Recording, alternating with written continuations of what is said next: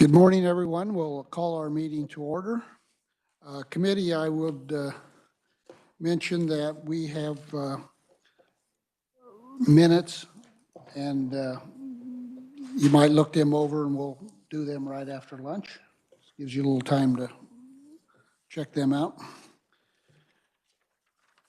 Okay, welcome everyone, and we will start out with the Kansas Infrastructure Hub. Julie Lorenz, Secretary of Transportation. Julie, welcome to committee. All right, good morning. There we go. All right, good morning. Thanks for inviting me today. I'm Julie Lorenz, Secretary of the Kansas Department of Transportation and leading up the Kansas Infrastructure Hub. So we'll get right to it. The Bipartisan Infrastructure Law, or the Infrastructure Investment and Jobs Act that was passed about a year ago. This is how those funds break down. About 50% of those dollars go to transportation, and then it goes down from there, maybe 18-20% on energy and power and broadband, and then you can see additional dollars for water resiliency, environmental remediation, and then in particular, Western water infrastructure. What's important to understand about these funds is that it's $1.2 trillion, about 120 new programs, and about 180 existing programs. It breaks down into two tracks. On one hand, about 60% of the dollars are formula or directed funds, and so those will flow directly to Kansas, primarily to state agencies. Some of those are additional dollars. Some of those are dollars that were already anticipated and are in state agency budgets. About 40% is on the competitive side. So those are grants we have to go after, that we have to go seek. And so that's a TBD because we don't know how many dollars we'll be able to secure. An important note on the bottom right, these aren't stimulus funds. I feel like that's really loud. These aren't stimulus funds. Not use it or lose it kinds of things, but also I'd point out we're already 1 year into a 5-year program, and in infrastructure time, that's like the blink of an eye. So we do need to be expeditious about trying to seek these grant funds. So here's how the dollars, this 3.8 breaks down for Kansas. And so you can see here whether we're talking about airports or broadband or EV charging or highways, wildfire protection, in fact, $25 million for wildfire protection. These are the dollars that will flow to Kansas. Important to note, and I'll highlight it in just a minute, some of these are dollars we were counting on, some are new dollars, some are additional dollars. So because I understand transportation better than the rest of those areas, we'll use KDOT as an example. So on the highway side, we'll receive $89 million more per year. That is helpful money, but that's not an enormous windfall when you think about what we spend each year on infrastructure. Infrastructure projects are expensive. $89 million, I would say, currently is quite a bit of that's eaten up with inflation. So good news, we can cover what we said we were going to do, but this isn't a whole lot of money on the highway side. Contrast that with the $45 million on bridge. Those are entirely new dollars. And so I'll talk about how we're going to use those $45 million per year for bridges. And spoiler alert, it's mostly for county bridges because that's where our biggest need is. $8 million per year for vehicle chargers. That is new money. Senator Hawks got a smile because he's trying to get over his range anxiety. And then we've got the $3.7 million on rural transit, and I have some concerns with those dollars because not that there aren't a whole lot of transit needs out there, it's just really hard to find bus drivers. It's hard to provide service across big geography with few number of people. So that's where we're working closely with our providers to help make sure that they're giving trying to increase the pay for bus drivers and that sort of thing. So that's where I have some concerns. And you see the blue plus sign on the right side. That means, again, there's this competitive grant where we can go seek some funds. This is, it's important to understand that these bill dollars are not CARES funds. So CARES, it kind of rolled through the state and then it got sent out to locals. On the bill side of things, a lot of responsibility falls to communities to go get this money. So we'll use KDOT as an example. We have this bridge money, but the locals still have to apply for the funds. On the competitive grants, locals have to apply. So I have some concerns on behalf of cities and counties making sure that they can access these funds. So I'll talk a bit about that in just a minute. And this comes from our favorite electrician. It's my favorite slide in the entire deck. So yeah, there's a world of opportunity here, but it's also a ton of work. So right, opportunity sometimes gets missed because it's in overalls, and it's actually a bunch of work. So there's a lot of work for us to do to take advantage of the opportunities that are in front of us. And I want to point out these dollars are going to be expended by the federal government, whether we seek them or not. So it's really up to us to go after the funds. We also, as a state, lag about $430 per person in allocated federal funds. So it's, in order to sort of get like our fair share even, we need to go get some more money. Shout out to Salina. They were out of the gate very successful on a RAISE grant, $22 million matched, and matching is another thing we need to talk about, by $5 million from Salina. And these are going to do, this project is really wide ranging, and it's exactly the thing the federal government's looking for. So it's replacing bridges and improving trails and EV chargers and rejuvenating parks. It's going to make a big difference in the quality of life in Salina. But somebody's got to have the idea, and somebody's got to apply. Has to have a grant writer to go get those funds. We also saw wildlife and parks, some real improvements to the trail system there, about $25 million. And then Mark, the Mid-America Regional Council in Kansas City, some work planning, some transit routes to better have access to housing and healthcare and education. So the Kansas Infrastructure Hub was launched this summer. Here's what the hub is and what it isn't. It's about connecting communities to information, and there's an advisory group and a sub-cabinet working group, but it isn't a mandate, it isn't a gatekeeper, it's not an approver, nor is it funded to actually provide services to communities. But we are having some success. We had our first summit in July. More than 650 people attended in Wichita, and we had about 300 folks online. And we had representatives from federal, state, local government, and lots of community partners that participated in the two-day event. You can kind of break down what communities need in 4 steps. Number 1, Salina is a good example. They need to have an idea of their needs in a project. And even better if you can put several needs together into one project to make it more interesting and appealing. Or you need to know what bucket of money to go get these funds from. Remember I said there's more than 180 new programs. Number 2, you need somebody to write a grant. That's the least of my concerns on this slide because you can outsource grant writing. You can go find somebody to help you write a grant. Number 3, a big one, you have to be able to administer federal dollars. So these dollars come with there's a lot of documentation that's required, a lot of compliance features.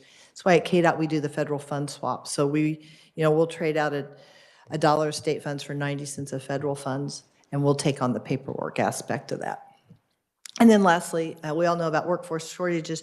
You got to make sure you got a contractor that can then go build the project for which you've just won the money. So again, there are opportunities through these funds, but there's some challenges in securing and administering those dollars. So the things that we've been doing, we've been working with regions, and a shout out to North Central as well as Southeast. They're starting to get together to think about what are their inventory of needs. Can they work together? I think actually even out west on 83, communities up and down 83 banded together to seek funds for a safe community program. So we need to see communities working together, pooling their talents and their capacities to go seek funds.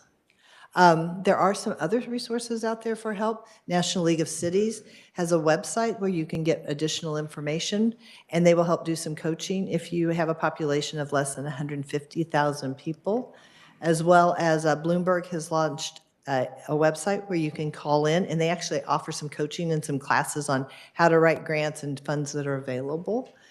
Part of the summit, the Kansas summit that we hosted, people said, I'd like to be able to connect with someone else that has similar needs or similar interests. So we have now a partnering directory. If you provide your contact information, we'll sort of match you up with others in Kansas that have similar interests or concerns. Thriving Communities, USDOT launched a $25 million tech assistance program. And I thought it might be helpful for you all to know what other states are doing. So we'll start first by, this local match is an issue. So Salina, I told you, brought $5 million to the table. If you have a community and you don't have the ability to bring dollars to the table, it's going to be hard for you to compete for grants. So you can see here some examples of what states are doing to set aside funds. In some cases, they will direct. So West Virginia has said it's important. We want to make sure we're focusing on water. And they're put back $250 million because they want their water systems to be dramatically improved in that state. Wyoming put back $210 million, and they've identified by different categories where they want to see those dollars spent. Colorado and Louisiana, they're saying, we'll use these dollars to match both federal and state. So when I was talking about the KDOT Bridge program, it might be something that, what we're doing is we're actually offering a sliding scale for communities. If you're really small, you don't have to bring as much money as a larger community.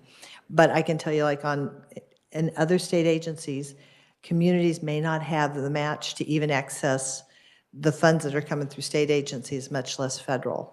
So that's a concern as you look forward into next session. How are there things we can do to help local communities on the match side? And then on the support for local governments, Michigan has launched like a hub-like sort of approach, but they're funding it at $5 million, so they've got staff on the ground within their hub. Utah is funding a person in each of the regions to help figure out where the grant funds are and to help write grants. Colorado has put together an infrastructure hub as well, and they are funding one person. And then I really like the Alaska model.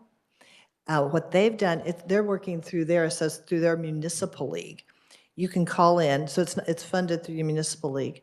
You call in and you get a 1-hour like free consultation to assess what are your needs, and then they'll connect you with a grant writer. They don't pay for the grant writing, but it's kind of like a get you started kind of service. It's quite cool. Rhode Island, I'd like to highlight. Their private sector CEO said this is too big of an opportunity not to take advantage.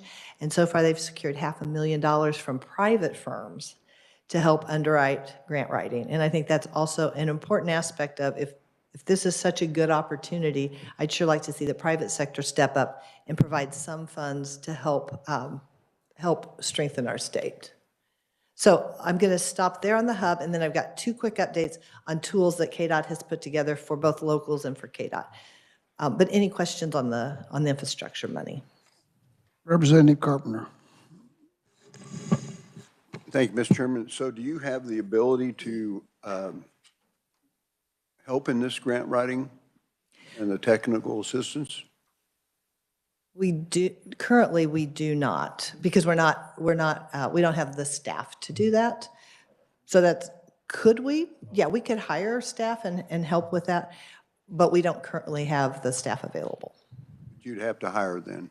Yeah, we'd have to find a way to do that, and I think it depends on, do you want to hire that? Do you want to hire a consultant to help with that? I mean, I think there are a couple of different ways. I really like the Alaska model too. Okay, thank you. I think that diagnostic piece, it's more than just saying, am I going to write a grant? It's figuring out what grant. A good example would be on water pipes. There's a great program for replacing lead water pipes. A lot of communities don't even know if they have lead water pipes. Some communities say, we're just going to assume they're all lead. So that's an example of understanding even what you need to go after, where the money is, and then writing the grant. Representative Waymaster. Thank you, Mr. Chairman. Okay, so going back to the bipartisan infrastructure law, $25 million for Kansas and wildfire protection. Are there any specifics to that? Because I know myself and Senator Hawk, we're serving on the wildfire task force, and we're trying to identify, how we can not only in some ways prevent a wildfire, because in some cases you can't, but what can we do after a wildfire happens? So are there any specifics of how that money can be used? So I can tell you it's $25 million over 5 years, but we'll have to get you some specifics on that. But yeah, I believe the program has launched. If we're still waiting on guidance, I don't know. So one thing that we've talked about in some of we've had 2 meetings so far, and we have a third one that's scheduled, is having matching grants for the federal government. Can that money be used? Obviously not, because it's federal money. So we can't use that to match any federal dollars. Right, and that you're raising an important point, both to unlock the federal dollars you need some match. But in some cases, this money, the 45 million that I was talking about on bridge side that's going to flow through KDOT, we would typically require a match even if the state's administering the money. So match is an important topic going forward for both state and locally administered, for state and federal administered programs. You're onto something there. Okay, so my next question in regards to that is, could this money be used for previous wildfires to replace equipment that was damaged, like fire trucks? I do not know. Okay.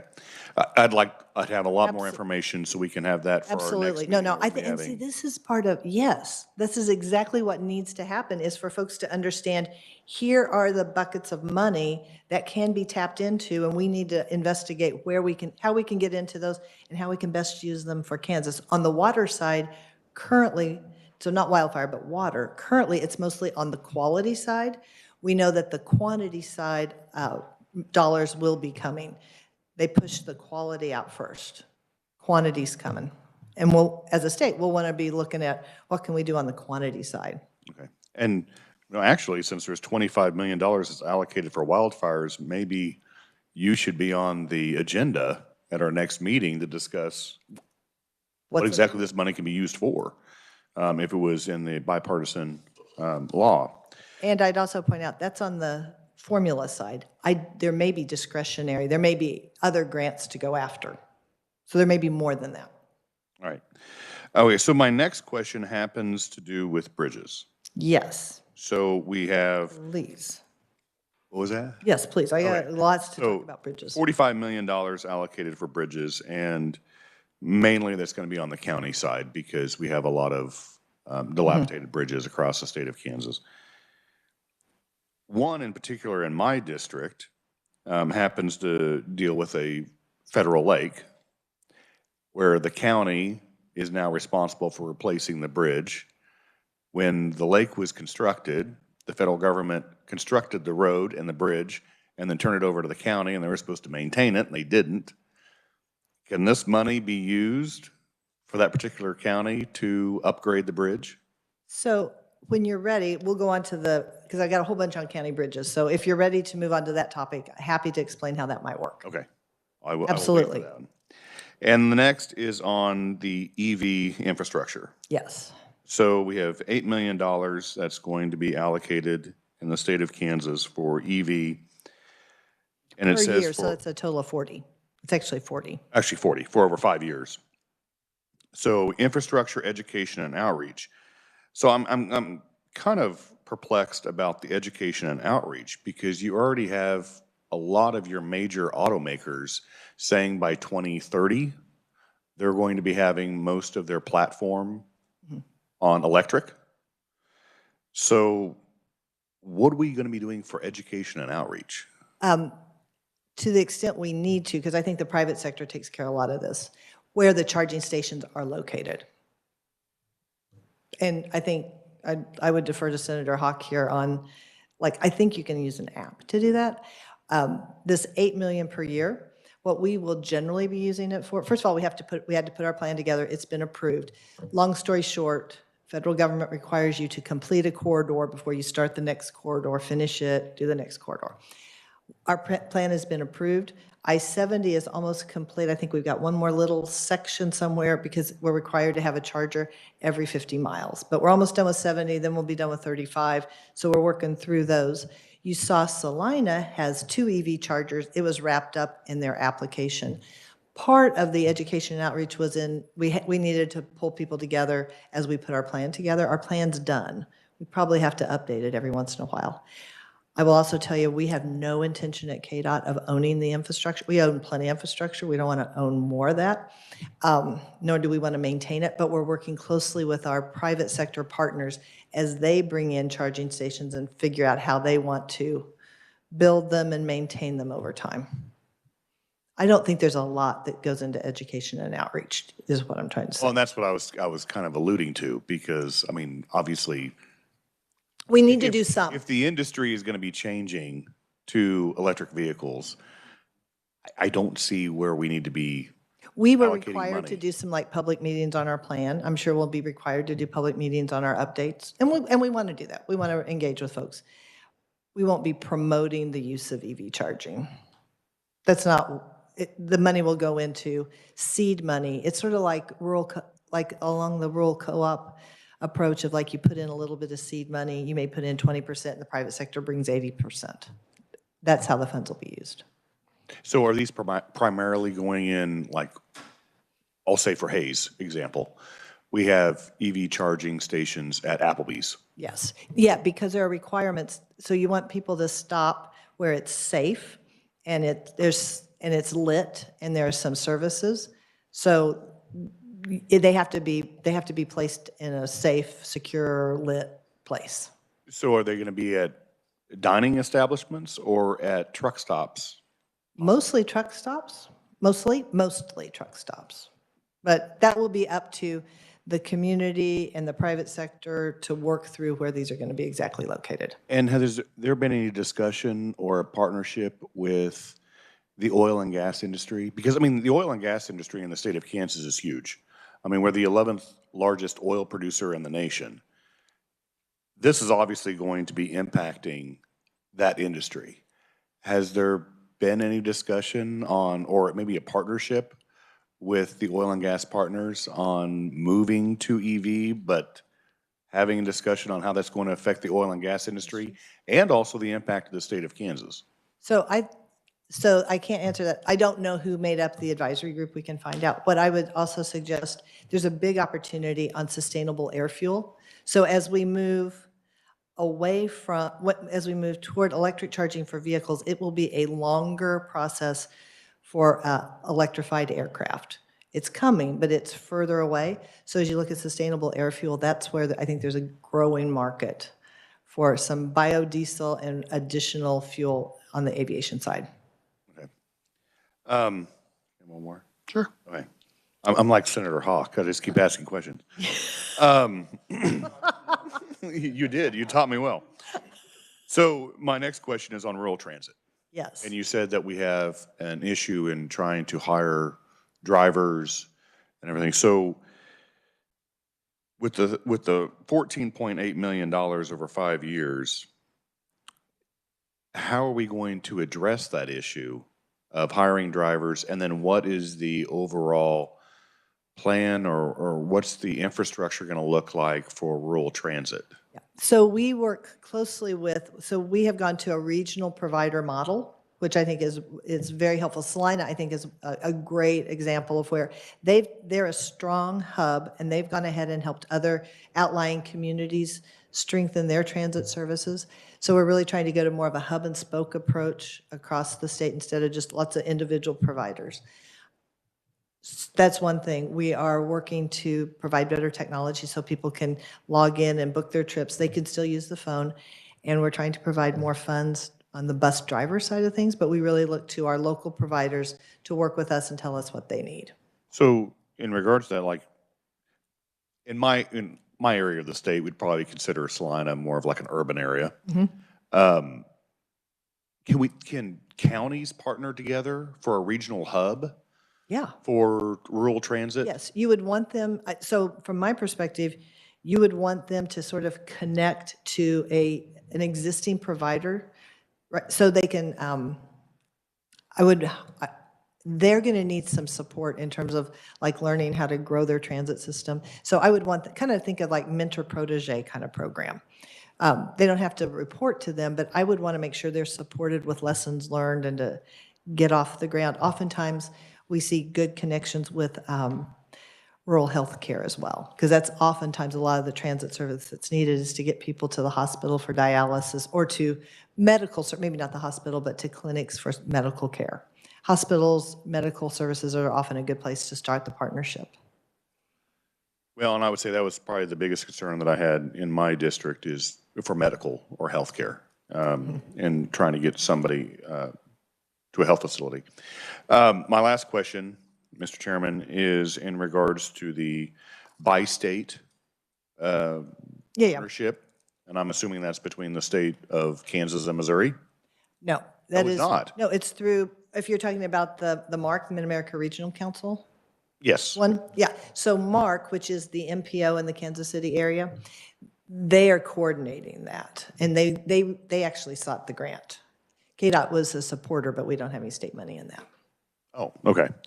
So that was kind of alluding to my next question, which obviously at the CSG meeting in Wichita, we had a discussion in regards to mass transit, which a lot of younger individuals want to move to cities that have mass transit available because they don't want to own a car. They don't want the mass transit in order to get from work or whatever they want to do.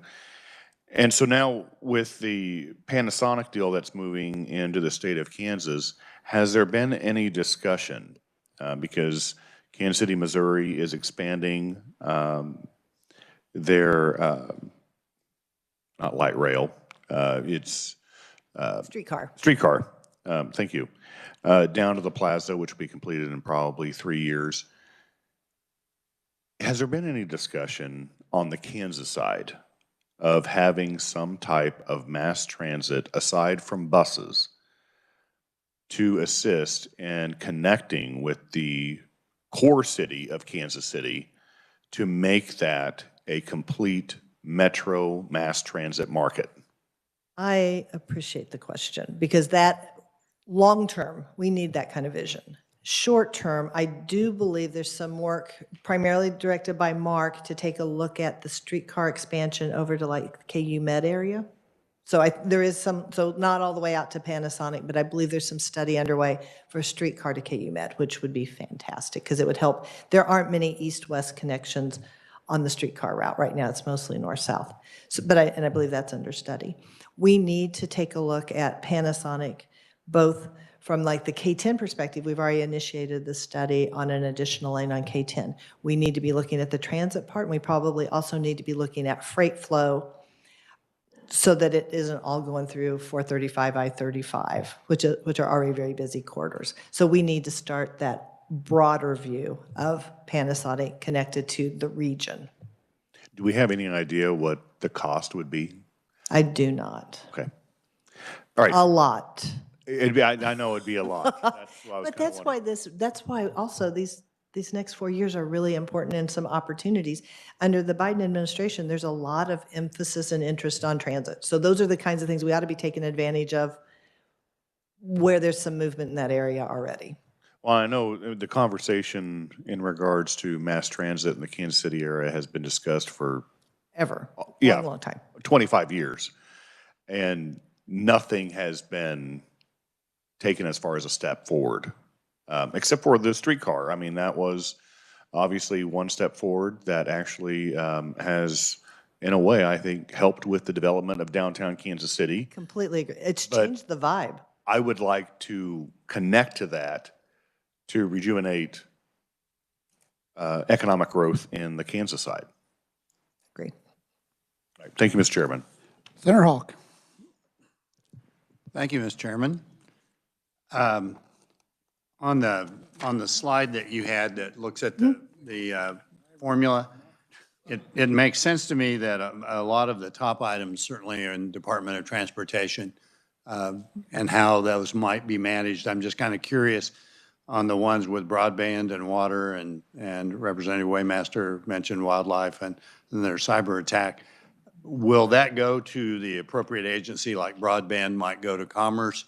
Yes. Or And we is do there have some kind of a management structure like we have with the Recovery Office that will deal with some of these, or will they be parceled out in some kind of way? So we have, through this hub process, we do have a sub-cabinet working group, and that includes Department of Administration for the cyber, Department of Commerce for broadband, Transportation, KDHE for the water piece, Department of Ag, because, you know, they pick up lots of pieces, and they have some water and broadband in ag. So we get together and talk about both making sure we're not duplicating efforts, dig once policies, those sorts of things. And there's, well, just for example, in water, we have the Water Office. And the water office is involved, as is KCC. So And then my other, I'm not going to be quite as lengthy as Representative Waymaster. He's such a great pupil. But anyway, on your slide where you talked about the competitive grants, we're getting 3.8 billion estimate from the formula funds out of the 1.2 trillion. Is that going to be likely, if we're on our toes and competitive, $2 to $3 billion that we will be able to potentially get with grants? Is that where the other 40%? Well, you'd hope, but you have to apply, you have to have some matching funds. I mean, it's Yeah. not a done deal. And you can also look, you can look at things like hydrogen hubs, those are big dollars. You can look at, it takes a lot of grants at 25 million a pop to get you up to those kind of numbers. So that's why I'm really encouraging our counties to think about, pull together really big applications. It is easier to administer a $100 million grant than $101 million grants. I mean, we ought to be taking forward interesting big packages. I've been talking with our 10 states that we work with through AASHTO about, let's do 1,000 bridges in 1,000 days. That'd be 100 bridges in 10 states in 3 years. That's doable. But those kinds of ideas are more attractive because you don't have as much work at the federal level to administer big chunks of money.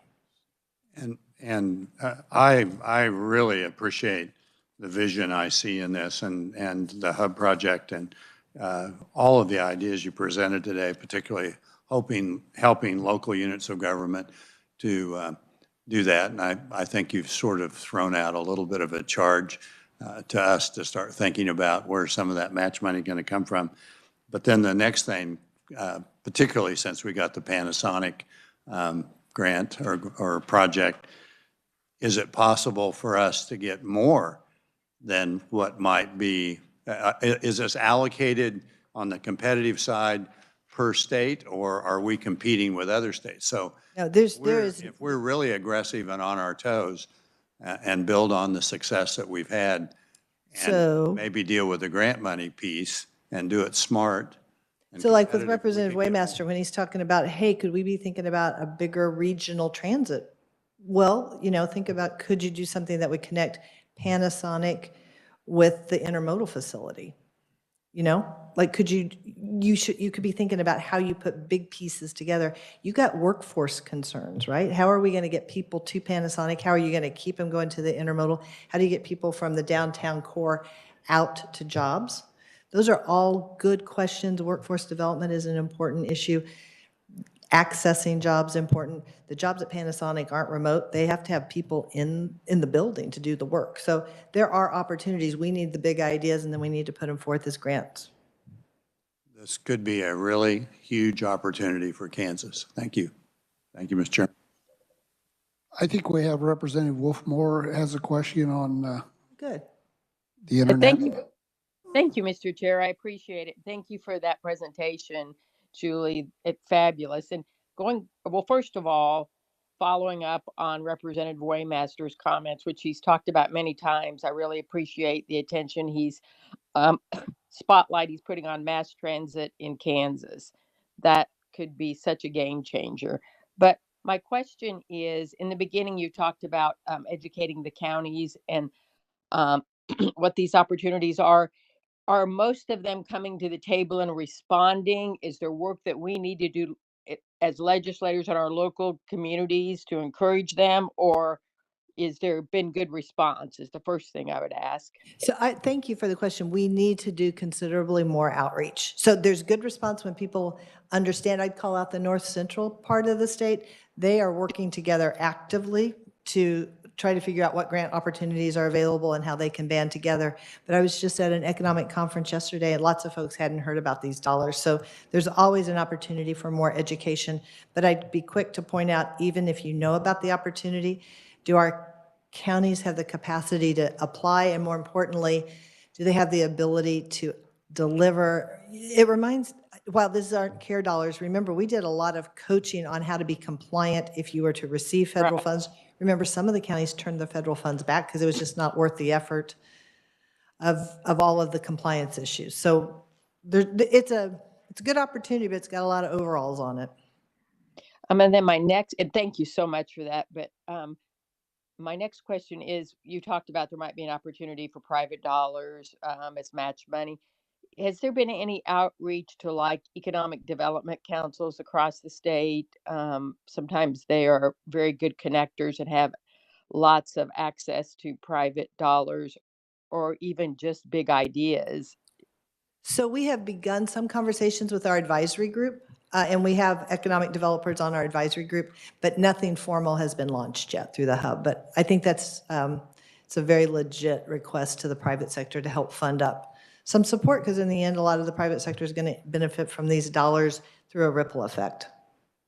Or at least make them very aware of the opportunities. I know the Wyandotte Economic Development Council in Wyandotte County is very active, as some really incredible people on it that I know would want to be aware and helpful in this. So thank you very much. Thank you. Julie, I have a couple of quick questions. One on the rural transit. You know, most of the small communities, like Troy mentioned, they have these little buses, like senior buses that deliver. So could these funds be used for like buses and stuff for those folks?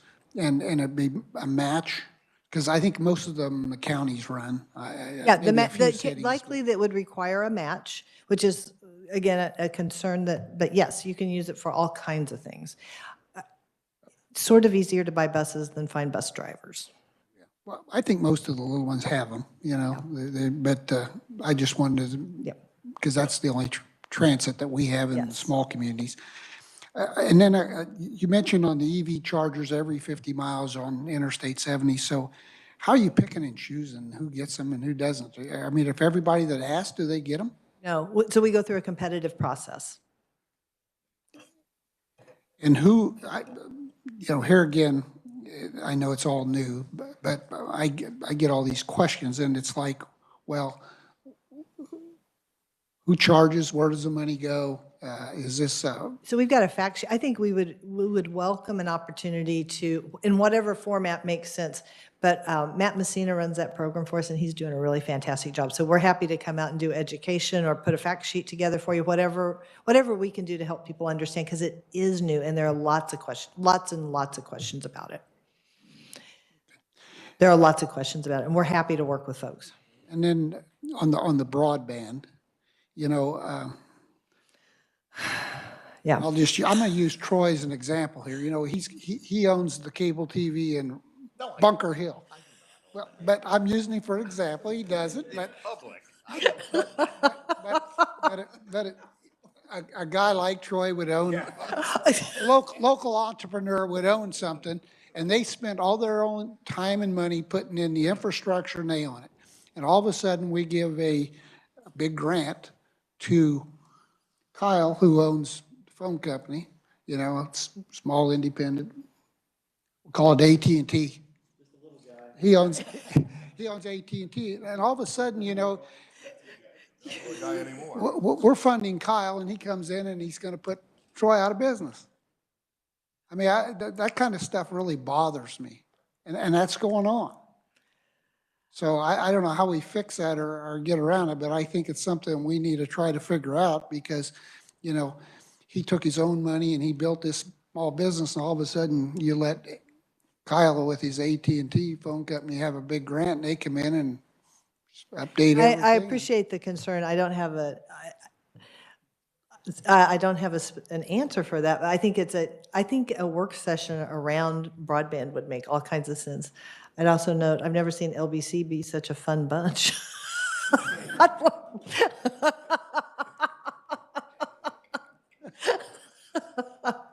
Okay, Representative Waymaster has one additional question. Okay. Yeah, just like Senator Hawk. What do you got? Yes, exactly.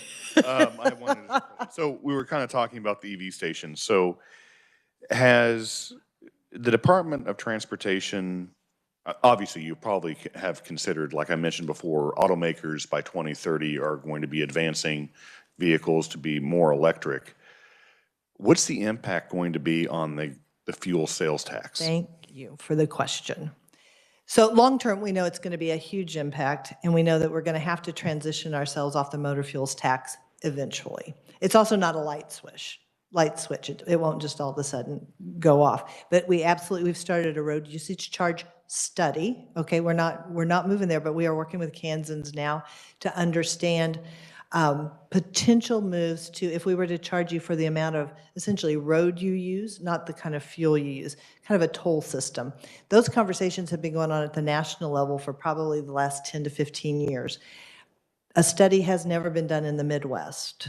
And we need, so I was like, we've got to do a study so that we can have a seat at the table as that national policy gets shaped. So we're doing a study right now. We're working with Farm Bureau and others, truckers, lots of different groups, to have those conversations around the state to understand what people's concerns are and what questions they would have. But long-term, we're going to have to move off the motor fuel tax. Privacy is an issue people want to talk about. Absolutely, we need to address that. For me, my bigger concern is that right now the motor fuels tax is really cheap to collect.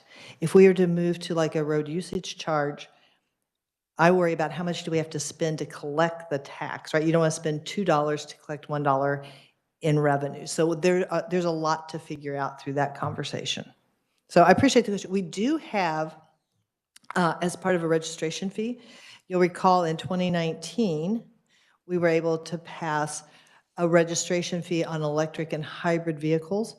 At some point, we may want to go back and revisit. At the time, it was consistent with our peer states. We weren't overcharging. We may want to go back and take a look at that at some point. So aside, like if somebody goes to a EV charging station and charges their vehicle, is there any charge and Yeah. So monetary charge? And two, is there any sales tax collected for the state for the repairs of the roads? So there's currently nothing recouped for the state, for the transportation system. That was raised last year as a question, and it didn't go very far. I think that's exactly the kind of thing that we'd want to spend a little time to figure out, sort of like what would be equitable, what would be an equitable charge, like how does that equate to gas tax? Figuring that out. I think it's a conversation we need to have because obviously we're evolving into an electric automobile society by just the market. And I think we need to have that conversation of how we're going to offset the reduction of the gas sales tax with more Yeah, electric and you're vehicles on raising, the road. actually, a really concerning point is when we did our long-term view, I think it's out to like 2040, but the amount of sales tax KDOT will rely on won't be sustainable at that time. So we do need to start that conversation. All right. Thank you, Secretary. Mr. Chairman. Then, thank you for bringing it up, because, we did put the fee on, which was in lieu of the road tax, and we tried to make it equal, and I don't remember, it was like a couple $100 or something. It wasn't much. So, we ought to look at boosting that to, maybe twice what we're charging. And I don't know why we wouldn't be charging sales tax or some kind of tax on every EV that plugs in. Then you get your out-of-state people. You get guys like Tom that are just coming back and forth to the Capitol. I mean, We need to take a look at it so that we're making, we needed a little more time last year on the bill that was introduced, I would say. I just think that's, Yeah, it's just a longer, like, right, how do you stair step it along? I mean, because it correlates with what we charge for gasoline. I think that's where we were struggling, is fuel. how do you assess the dollar amount? And we need to do kind of a study to get that figured out. To me, I think that's important, because living in rural Kansas, every time I come to Topeka, it's 1,000 miles. Time I come here and turn around and go back, it's 1,000 miles. And you start charging people on miles, I don't think that's right at all, because you're not going to catch your states coming through or in. I mean, to me, if you plug in a charger, it ought to have an automatic charge on there, just like you do with fuel. So many gallons of fuel, so much tax. Kilowatts of what, so yeah, it's figuring that out. I don't like that either, but thank you. Mr. Chairman, Please move on. All right, I'm going Mr. Chairman, that's why I try and charge at home, so that you guys won't tax me to death. Thank to, you. all right, can we get back to the presentation? Because I feel like, I don't know this is a great group today. Okay, back to the presentation, and I will move expeditiously through the rest of this. I appreciate the time. Back to the presentation? Slideshow? Okay. Get around them if you know what you're doing. Oh, sorry, guys. That was my bad.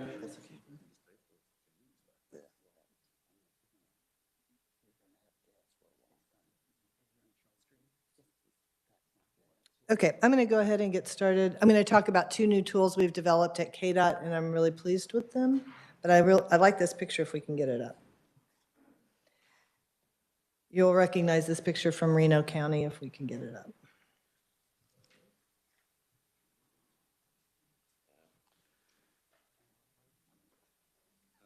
All right, well, I'll just tell you, it's a county bridge where equipment's falling through. That's what it is. And the point is it's that we live, transportation is a system of systems. It doesn't matter how good our state highways are.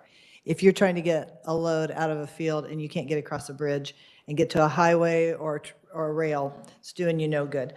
KDOT has, through that $45 million, we have increased our funding from $5 million to $20 million per year on the local bridge improvement program. We are doing the federal fund swap so that communities will be granting them state funds, and we will keep the federal funds to make it easier for them.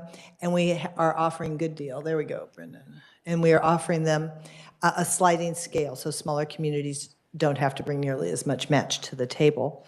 We also have an off-system bridge program, and that has increased from $8 million to $20 million, and we've increased the cap, recognizing the cost of inflation, up to $2 million. Okay, now I do hope we can get to the next picture, because this is where we're going to show all the county bridges that are in poor condition across the state. And while we're doing that, I would point out that there we go. All right, there's the picture of Reno County. Okay, here are all of the county bridges that are rated in poor condition, and you can see they're not equally distributed across the state. No surprise, because a lot of it depends on where water is. Here are the bridges that are in fair condition, along with poor condition bridges. I think of these as like where the bill is coming due on these fair condition bridges. We know that they're going to have to be replaced or repaired in the next 5 years or so. And all right, we lost it. And then what we can see is then all of our bridges, there it is, across the state. And like, long story short, $45 million per year, helpful. There's never going to be enough money to replace all of these bridges exactly in kind. So how are we going to do some good long-term planning? And voila, I couldn't be happier. We have partnered with the Kansas Association of Counties, and we now have KLIP, which is a catchy name for the Kansas Local Infrastructure Planning Tool. And here, I couldn't be happier with the way this has all come together. So this has county data in it. Here's a good example. So Senator Billinger, this is for you. You could go out and take a look at all the bridges in your county. You can see the condition that they're in. And then, I think this one might be for you, Representative Waymaster for Russell County. And we just keep going. There's one for Senator Clays, and there's one for you, Senator Hawk, and Butler would be for Representative Carpenter, and Comanche for Representative Hoffman. But here's what's important. You can run scenarios, so you can change your assumptions. So you can take a look at how much revenue might your county have, and how might you spend that on these different bridges. And we also have local or county roads in it as well. And you can also decide, what are you going to do with your infrastructure inventory? So you look at all those bridges. Do you want to potentially convert those to low water crossings, which would save you money? You could input that into this tool. Do you want to take some of your roads that are blacktop and move them to gravel? You could see what that impact it would have on your budget long term. Do you want to take some of your bridges and make them bigger and stronger for today's ag loads? You can load that in. So you can start to balance how much you need to spend with the dollars that are coming in.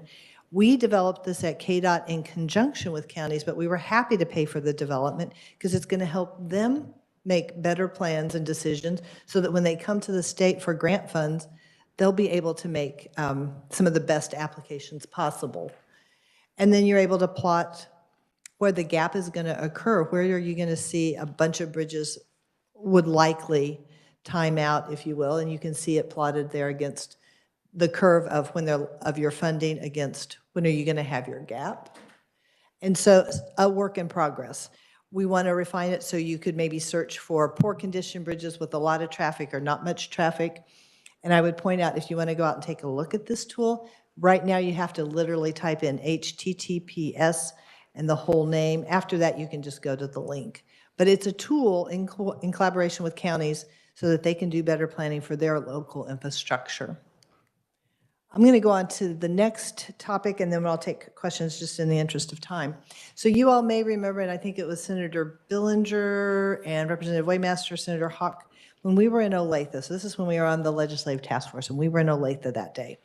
And we showed this picture, and we're like, you know what? A highway, that one on the left, it's gorgeous. It's smooth, it's dark, it's got bright stripes. That core sample shows that you have to think about the layers of a highway. Just because it's smooth on top doesn't necessarily mean it's in great condition underneath. And so we have been working at KDOT to develop both a new metric and a new tool. So up until when we met in Olathe back in 2018, fall of 2018, we were reporting based on the federal metric, which looks at the surface condition, but we knew that it wasn't like enough information. So we've been working in the last couple of years at KDOT to develop indicators that also speak to the condition underneath the surface, and we are using technology when we drive on the surface so that we can predict what's going to happen with the condition. This is a huge new improvement for KDOT. Until now, someone could say, hey, KDOT, we're going to give you $10, and I have every confidence we were making good use of that $10. What I couldn't answer is, if we give you $10, what performance will you have in your pavement? Or the other question, which is, if we want A grade or B grade on our highways, how much will it cost? And that's no way to run an organization. You should be able to do some trade-off analysis of what value are you going to get for your investment. So now with this new tool, and it's available on your phone, I'm rolling it out today with you all, you can go in and you can adjust the investment, or you can say, here's the performance I want, and you can do that trade-off analysis. It is a huge step forward because this is $10 billion of state money over 10 years. You should be able to ask the question, what are we getting for our money? Or what happens if we put more money in or take more money out? And this is a real accountability tool that I'm really pleased to be able to provide to the state so we can all make good decisions. So with that, I think and there, build your own scenario, and it has a snappier name, KansasPavement.com. So with that, I'm happy to stand for any questions. I know we're a little over time. I think we're just going to not do questions at this time. So, but thank you. I think we got plenty of questions answered earlier. So Okay. Thank you a lot. Appreciate you being here. Okay. Next, we will have the State Employee Health Care Commission, and we'll have Dr. D'Angela Burns Wallace, Secretary of Administration. Welcome, committee.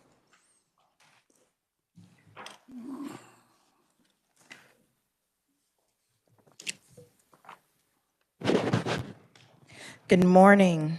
It's good to see everyone this morning as my team gets us all squared away. I believe I'm on your agenda for a few topics, starting with the State Employee Health Plan. Just a minute to get us going.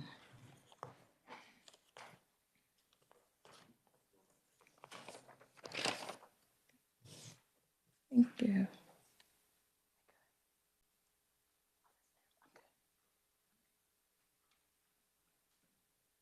All right. As always, I wear various hats, and so the first agenda item that we were asked to cover is just updates around the State Employee Health Plan and some of the actions that the Healthcare Commission has taken this year. In particular, just focusing on what we've done, particularly for the impacting of the new plan year. And there's been, over the last few years, we have really worked to strengthen the plan, to make the dollars go farther, to make the plan richer. And we continue to do so with additions that we did this year.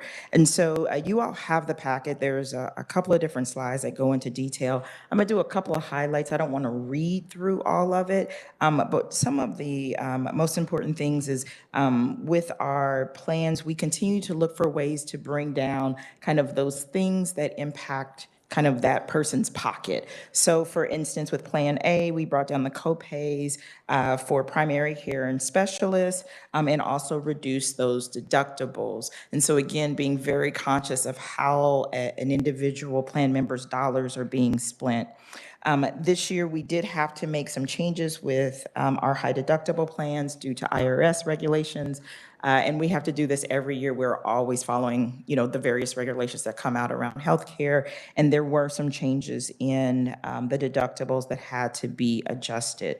What we tried to do in balancing that, and this is small, but you all have it in front of you, was one of the most important things that we did going into this new plan year is that we did keep the employee contribution flat. Again, this is the fourth consecutive year that we have kept that employee contribution either flat or it was decreasing. So we were able to keep the employee contribution flat, but we also were able to bring down dental rates. And so the employee portion of a dental rate is 100% covered by the employer contribution. So for instance, if you were on the plan and you are just the employee, you now don't pay for your dental contribution. If you are an employee plus family, you still pay for those additional family members, but what you would be paying is reduced by your individual portion of it. So really, again, trying to bring things down for the dollars that are impacting plan members. We also introduced some new options this year, particularly as gas prices and transit continues to become an issue. We were able to activate new flex spending accounts around mass transit and parking. And these are available through IRS regulations. We had never activated them in our plan per se, and this year the commission voted to activate those for 2023. Works very similar to when you're putting into HSA, HRA for your medical or for child care. There are particular stipulations around what qualifies. You put the money in, you're able to then take that money back out. It goes in pre-tax, comes back out. And the good part about both of these is that they do carry over to the following calendar year, so they can continue to use them. Other changes in the plan or updates to the plan include being able to increase the amount that certain plans, the high deductible plans, can put into their contributions for the HSA. And again, this just helps our employees be able to plan better, use their dollars more wisely. Again, they come out pre-tax, and it helps them to be able to pay for those out-of-pocket expenses throughout the year. Other things this year that we worked on is that our wellness plan, this was a year that we were able to, this was our contract year, and we have approved a new wellness plan. Many of you, if you're familiar with it, it's the plan where you go in and you set up your account, and there were water challenges and walking challenges, and you get a certain number of points, and that triggers a reduction in your deductible, in your rates. What we did as we kind of reconstituted the wellness plan, we really tried to focus it on preventive care activities, health education, and health management activities. So giving more points for the things that are those preventive care. So those wellness checks, the mammograms, colon checks, those things, doing your biometrics, and taking it away from, say, like little activities that aren't necessarily always trackable or self-reporting. Because what we know is that when our employees do the preventive care activities, it means they're engaging with that healthcare provider that can have a conversation about their results. We also moved away from, you used to get points and credit for if you did your biometrics, but you fell in a certain range. So if your cholesterol or blood pressure was in a certain range, you got points. But if it wasn't in that range, you didn't get points. We've removed things like that. The idea of simply doing the biometrics is the most important part, because when that data comes back, your healthcare provider can talk to you about what that range is, what you need to do in that. So it's not penalizing people for certain ranges, but it is giving them that credit for taking the activity and that engagement with the provider. We'll be pushing for the wellness program. It will go into effect at the beginning of the calendar year, the plan year. And so there'll be more details that'll come out that'll share more about that. But we wanted to just kind of give that emphasis. Under the health management programs, we have a weight loss programs. We have a smoking cessation program. We're also now introducing a program around diabetes and also hypertension. And so those will be programs that people can access, resources, engage live and online, and there'll be set structured programs as well. And more will come out around the wellness, but just these are kind of like just big highlights of some of the things that we continue to try to do, trying to make sure that the dollars are going further, trying to make sure the plan is rich, and that the things that we hear throughout our surveys and feedback are coming through in what we are building into the plan. We are in open enrollment right now. Open enrollment does close on Monday, October 31st. I'm going to make a push because I had them pull the data, and some of your colleagues in the legislature, your percentages are a little low. So if we can encourage everyone, I know people are busy right now and focused in other ways, but it is important that people make their elections. And so we are working with Tom Day to push out a message across the legislature just to make sure that people do go in this weekend and do their enrollment selection. So with that, I can stand for any questions around the plan. I think we'll do questions real quick before we move on to the next one. I guess one that I would ask is, so those that haven't went in and chose a plan, don't they automatically just get renewed at the plan they're on currently? No, we have the way our process is stood up is that it does not roll to your existing. You actually roll into Plan N. And so it is an active enrollment. We don't do passive enrollment. We require people to make an active selection. So it's not that they won't have a plan, but it will be a particular plan that we roll everyone into if they don't make that selection. The reason I ask that because, people are busy, but so they need to know that if they don't get this done in the next week, that their plan may change, yes. And that is what we've communicated. Remember, this is not new. This is how open enrollment has worked for the last 5 years. And we continue to communicate consistently. And that's why, as we check things like this, that we're working with people like Tom to make sure that the legislators are communicated to. What I can say is that across most of our other areas, we are trending right on target. There's also a reality that a lot of people just wait to the last few days. And so we tend to see an uptick on a day like today through Monday, because people remember that they have to do it at the end of the month. So just because we were here, wanted to give that reminder. Representative Hoffman. Yeah. Thank you, Mr. Chairman. Part of it could be too, I think there could be like 40 new representatives. So there may be several of them on there that aren't going to renew because they're not coming back, so. True, and we see Could be that. part of it. And but we just always want to make sure that we're catching people just in case. Yeah. Looking at this, I thought Plan N, because that's what I have, I think it's a great plan, but I thought it already was 1,125 for the employer contribution last year. Don't know, we can pull I can send you a chart. We have a chart where we showed when we were going through the commission current year, so this year, compared to what we finalized for 2023. I'll send that over and you'll be able to see all the rates side by side. Okay, I was thinking it was, but maybe it was a little less than that. But I wanted to go to the, and just real quickly on the wellness program.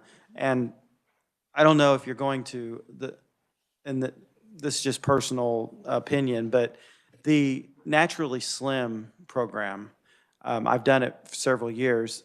Some years I've lost weight, some years I haven't. I mean, it's kind of the way it is. And we have stepped out of that contract. You have? We Okay. have. And so what we did this year is Naturally Slim was a separate vendor that was running just the weight management. Our wellness provider, our entire wellness program provider is now Marathon. They won the bid for the clinic and the wellness program and all components of the wellness program. What we found was that we needed all of those things to be more holistic and integrated.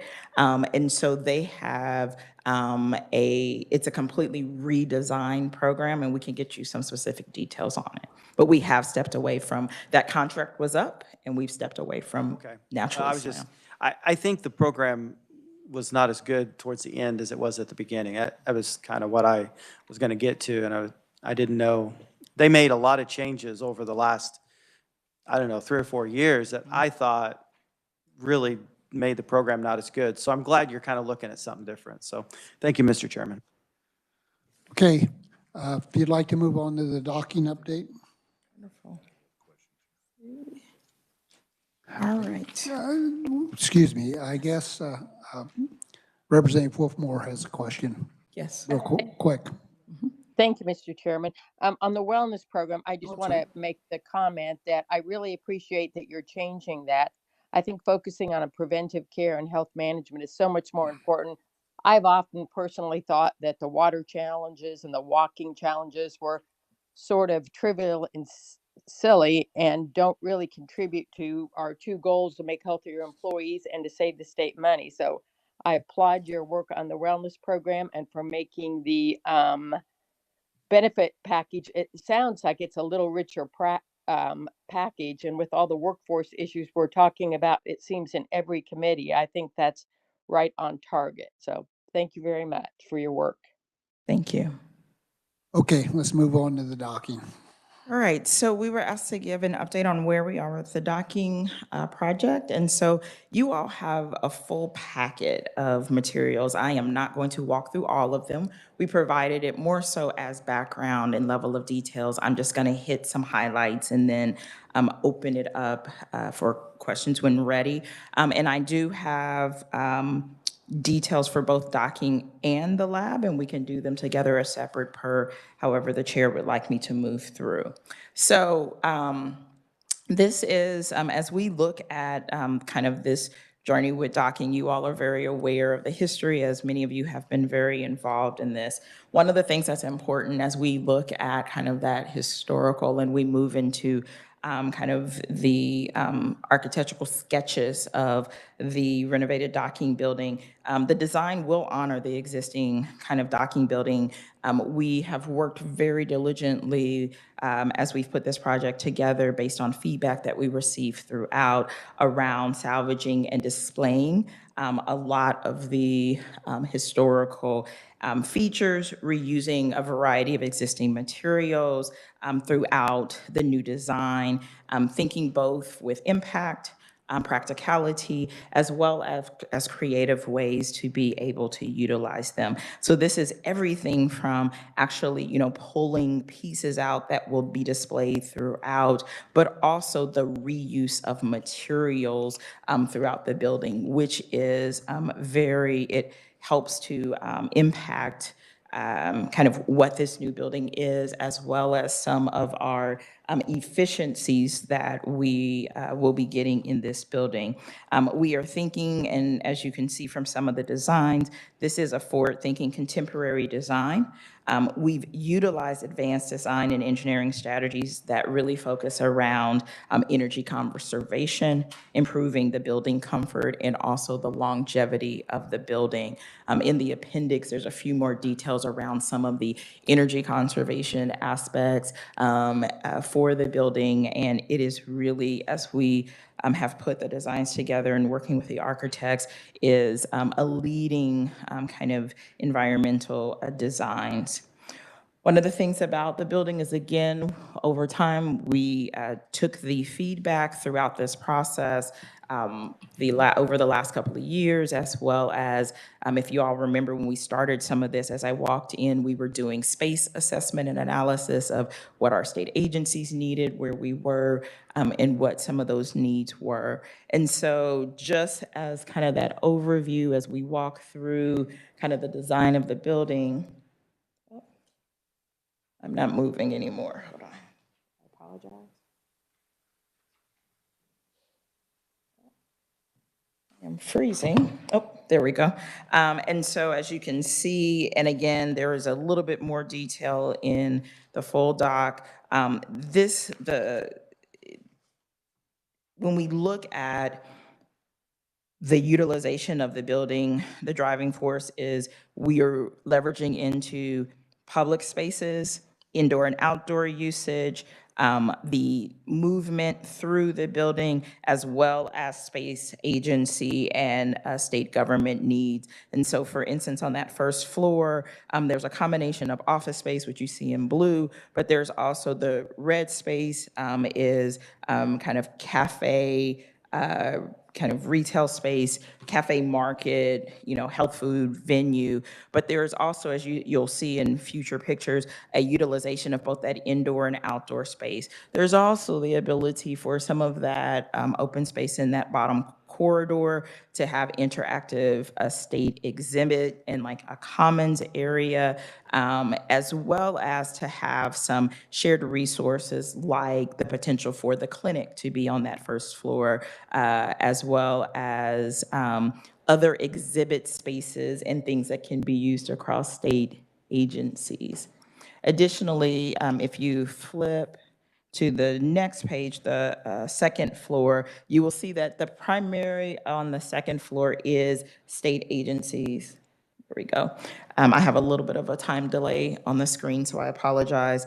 That blue, again, state agencies. The green identifies the joint space for meetings, which is something that we took into account very heavily, knowing that meeting and training space is key and critical, both for those state agencies and just for our greater work. The third floor really highlights one of the needs that was identified for the building, which includes the meeting and training space. And we worked very diligently to think about how do we make that space, and there we go, flexible. So that space has the ability, when you see some of those dotted lines into those kind of orangish yellow spaces, it has the ability to flex, where we can bring rooms down, pull them out, different sizes, so that it is a highly flexible space. Again, looking at designs throughout the state, we visited the unions at the universities who have, many of them have redesigned their spaces, and they're very dynamic, where you can take them down, expand them out, but also that it is a spillover space. And you'll see a picture in a moment where it's not just about in the room, but that entire floor has the ability to use the space, both inside of the walls as well as the atrium, to be able to expand the type of space that we are looking at. One of the things that was important is just to give you kind of site context.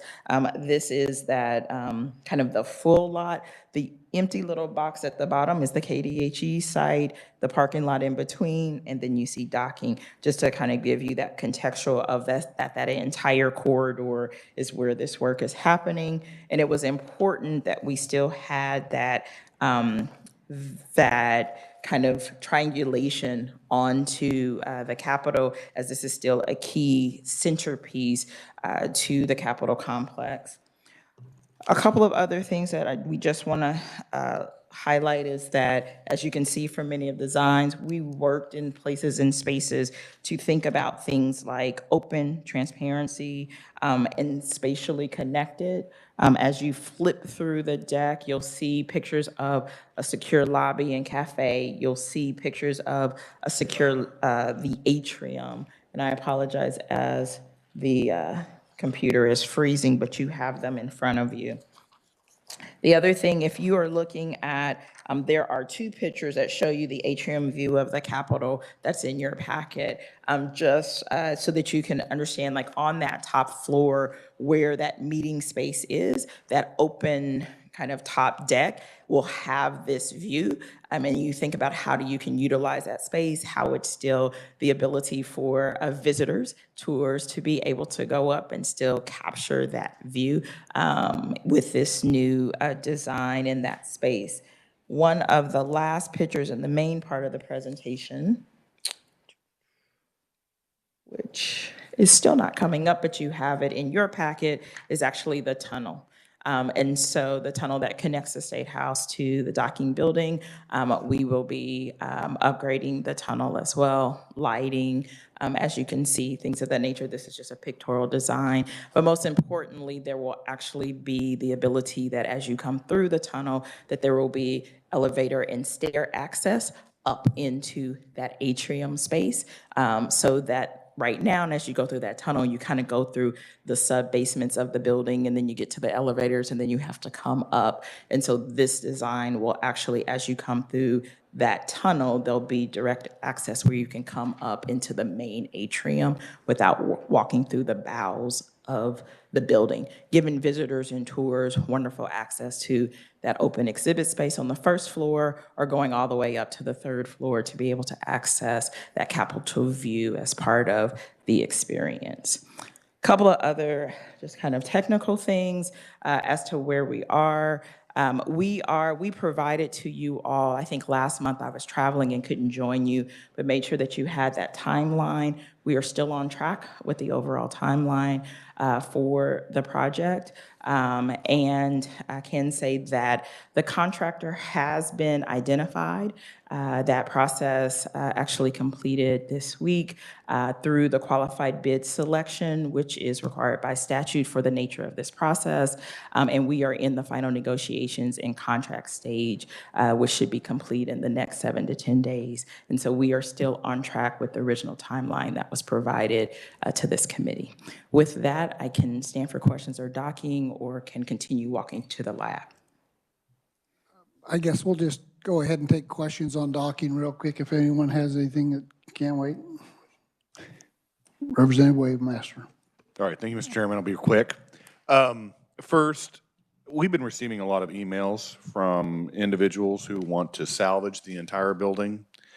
And there has been, I believe there's a lawsuit filed against the state to protect the entire building. What's the status of that lawsuit? It is an open lawsuit, so I cannot comment on that, and it is with the legal counsel for their process. They are engaged. They are moving through the process through all necessary steps. We continue to move this process. We move in parallel, and at any point, if there is anything that is determined, then that impacts where we are. So the lawsuit is not stopping the project by any means. It's still moving forward, because Vice Chairman Hoffman and I were talking about last night about these emails that we're receiving from this individual who wants to keep the building the way it is and renovate the entire building. But as we discussed last night, you know, my entire tenure in the legislature and as his, we've been discussing what we're going to do with the docking building. And I think we finally come up with a adequate plan, and we need to move forward and get it done. And I'm just afraid that this lawsuit is going to put the brakes on the progress that we've made with the docking building. At this time, we continue to move forward with our process and are still on track with our timeline. Okay. And well, quick question. When Samir showed me the blueprints of what we're going to be doing with the docking building, I had asked him, and I haven't got an answer back yet, but are we talking or any discussion about escalators in the building? I don't think escalators are in the, Frank says no. That was one question I asked him when he showed me the presentation. So thank you, Mr. Chairman. Senator Hawk. Thank you. You are getting to be a lot. I asked him the same question, so. I just wanted to kind of, as a reminder, this is, there were certainly differences of opinion as we tried to deal with this, and certainly the administration has had adapt in many ways from the different proposals. And the joint construction and building committee made a recommendation. And certainly I think we put, trying to move this along, and it was putting a proviso on the budget. So knowing how difficult it's been to get something moving, I want to commend you for doing what I think the legislature asked you to do. And it is maybe a little reassuring that my colleagues are happy looking at this. And the only thing I worry about if I can't get my escalator is who will be scheduling these facilities? Because one of the things we talked about was, will we have access for some of the bigger kinds of meetings? Will it go through legislative services or through administrative? Will there be a different scheduling? So when we're in session, if we need to have a bigger type meeting, will that be difficult or easy, or how will that process work? Our goal is that that would not be difficult. It would be scheduled through our, what we would be kind of deeming as conference and services, which would be in the Department of Administration. And we do schedule, with the exception of your committee rooms, all the rest of this building, but we work very closely with legislative services to make sure that we're in coordination.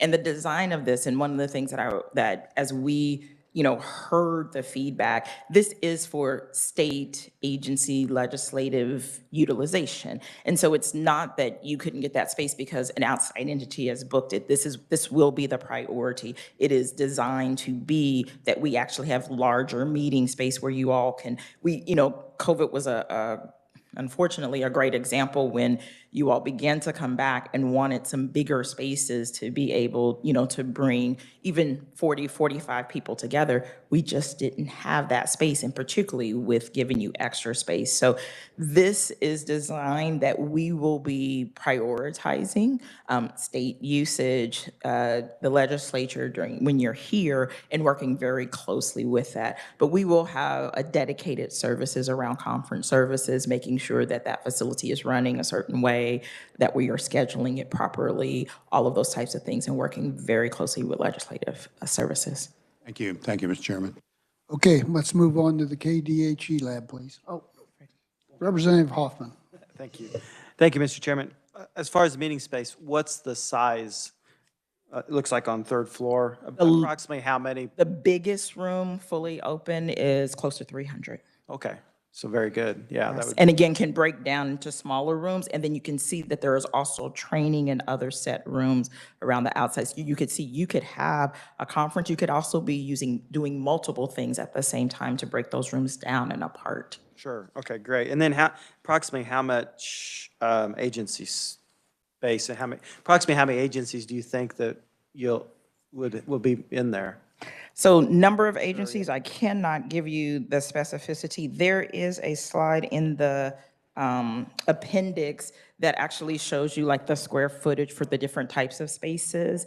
If you remember, part of this we've talked about a few times around, we will be looking holistically over the next few years at space needs, space utilizations, the various buildings as we begin to populate it and think about docking. The one group that we know that will be in there is that KHP, which we will be moving out during the renovations. That operations that currently exist there will be moving back into that space, and we've been working closely with them. Thank you, Mr. Chair. All right. Okay, we'll move on to KDHE lab, please. Perfect.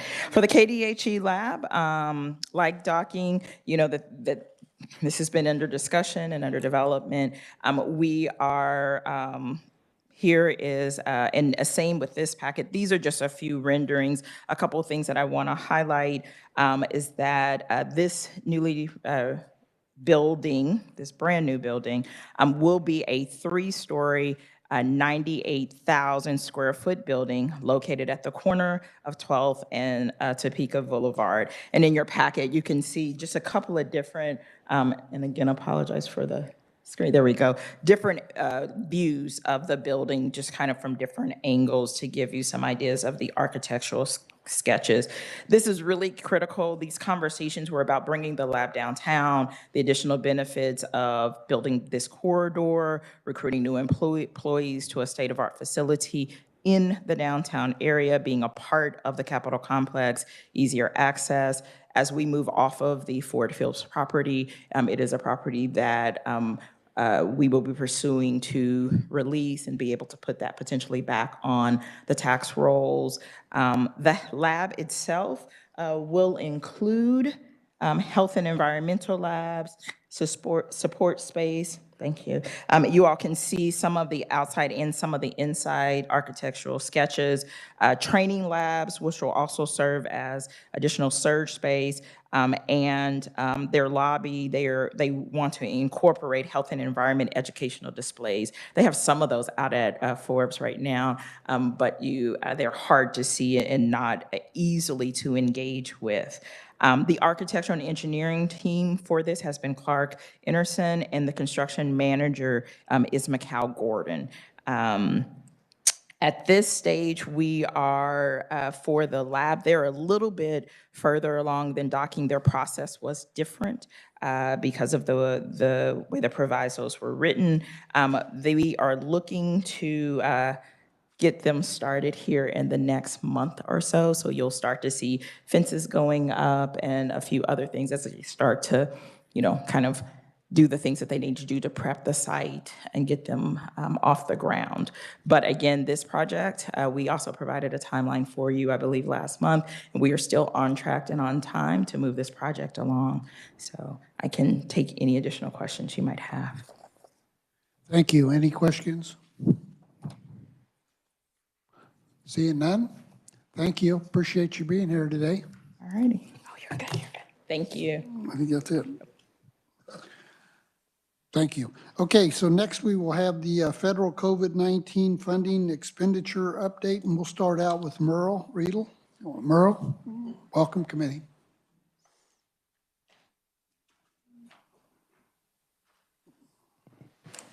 Good morning, Mr. Chairman, members of the committee. I am Merle Riedel, a fiscal analyst with Legislative Research. I'll briefly review the total federal COVID-19 funding allocations to Kansas. My colleague Gabrielle will follow me and will provide more details on the K-12 funding. So I would refer you to the TAN document. It has a large TAN multi-page document that has a chart, looks like this. So just a couple things about that chart. When reading it, you'll see that it's generally grouped by purpose, such as healthcare or economic development. The chart notes intended types of recipients, the federal agency administering those funds, the state agency, if any, receiving the funds. As you'll note, many of the funds are allocated directly to local governments or nonprofits. You'll also see funding amounts, which are listed by the authorizing legislation. Please note those amounts are depicted in thousands. And you will also see yellow highlighted items, so those note recent increases. So today I'll generally discuss some items with notable recent adjustments. I won't go into depth into all of these. But just as a reminder, or more specifically, just to notify you, entities in Kansas are estimated to receive over $34 billion in federal relief in response to the COVID-19 pandemic through legislation that included the Coronavirus Aid, Relief, and Economic Security, or CARES Act of 2020, Coronavirus Response and Relief Supplemental Appropriation Act, or CRISA, of 2020, and the American Rescue Plan Act, or ARPA, of 2021. A reminder that these funds are really provided in three means. There's the large discretionary funds provided to state and local governments, and you'd see reference to that on the top of page 1. Non-discretionary, emergency, or supplemental funds provided to state agencies or local entities for federal programs with defined purposes. And you would see those on the remaining pages 2 through 4. And the third bucket is funds provided by federal agencies as direct relief to individual citizens and businesses. And this is primarily in the form of stimulus checks or loans. So just going over the sheet, you'll see current estimates for Kansas include a total of $4 billion for general discretionary purposes to state, county, city, and city governments. And again, you'll see that listed under general on page 1. This does include that $1.6 billion from the federal state fiscal recovery fund, which involves either the recommendations from the Spark Task Force or appropriations by the legislature. You'll also see a yellow highlighted fund there. That is the Local Assistance and Tribal Consistency Fund. On September 29th, 2022, U.S. Treasury allocated $5 million directly to 49 counties in Kansas that contain categories of federal land. Funds are provided as revenue replacement, and recipients have broad authority for the use of those funds. Moving on to education. For education, there is a total of $2.1 billion. That is also listed on page 1. Within that, you'll see a recent increase, $34.7 million from the Emergency Connectivity Fund, which is administered by the Federal Communications Commission and covers costs incurred by schools and local libraries for telecommunications, including wireless internet, routers, and computers. Moving down the document to social services, there is a total of $582 million. Further onto the next page, on page 2, you'll see adult community living. There's a total of $28.6 million. For healthcare, there is a total of $2.2 billion. Of note there, the most significant portion is $1.4 billion from the Federal Provider Relief Fund for direct payments to eligible medical providers who test or care for individuals with COVID-19 and have healthcare-related expenses or lost revenue attributed to the public emergency. Moving on to food and nutrition, there is a total of $131.5 million. Recent adjustments to that include the $187,528 for the Farm to School State Agency formula grants administered by the U.S. Department of Agriculture, provides funding to schools to procure and use local foods in program meals. This funding was announced in September 2022. Moving on to page 3. For economic development, there is a total of $190.5 million. Within that, you will see $51.9 million for the Build Back Better Challenge Grant Program administered by the U.S. Department of Commerce, which aims to boost economic recovery from the pandemic. The South Kansas Coalition, led by Wichita State University, received funding from this source to strengthen U.S. competition in aerospace production by establishing a workforce training facility and smart manufacturing methods.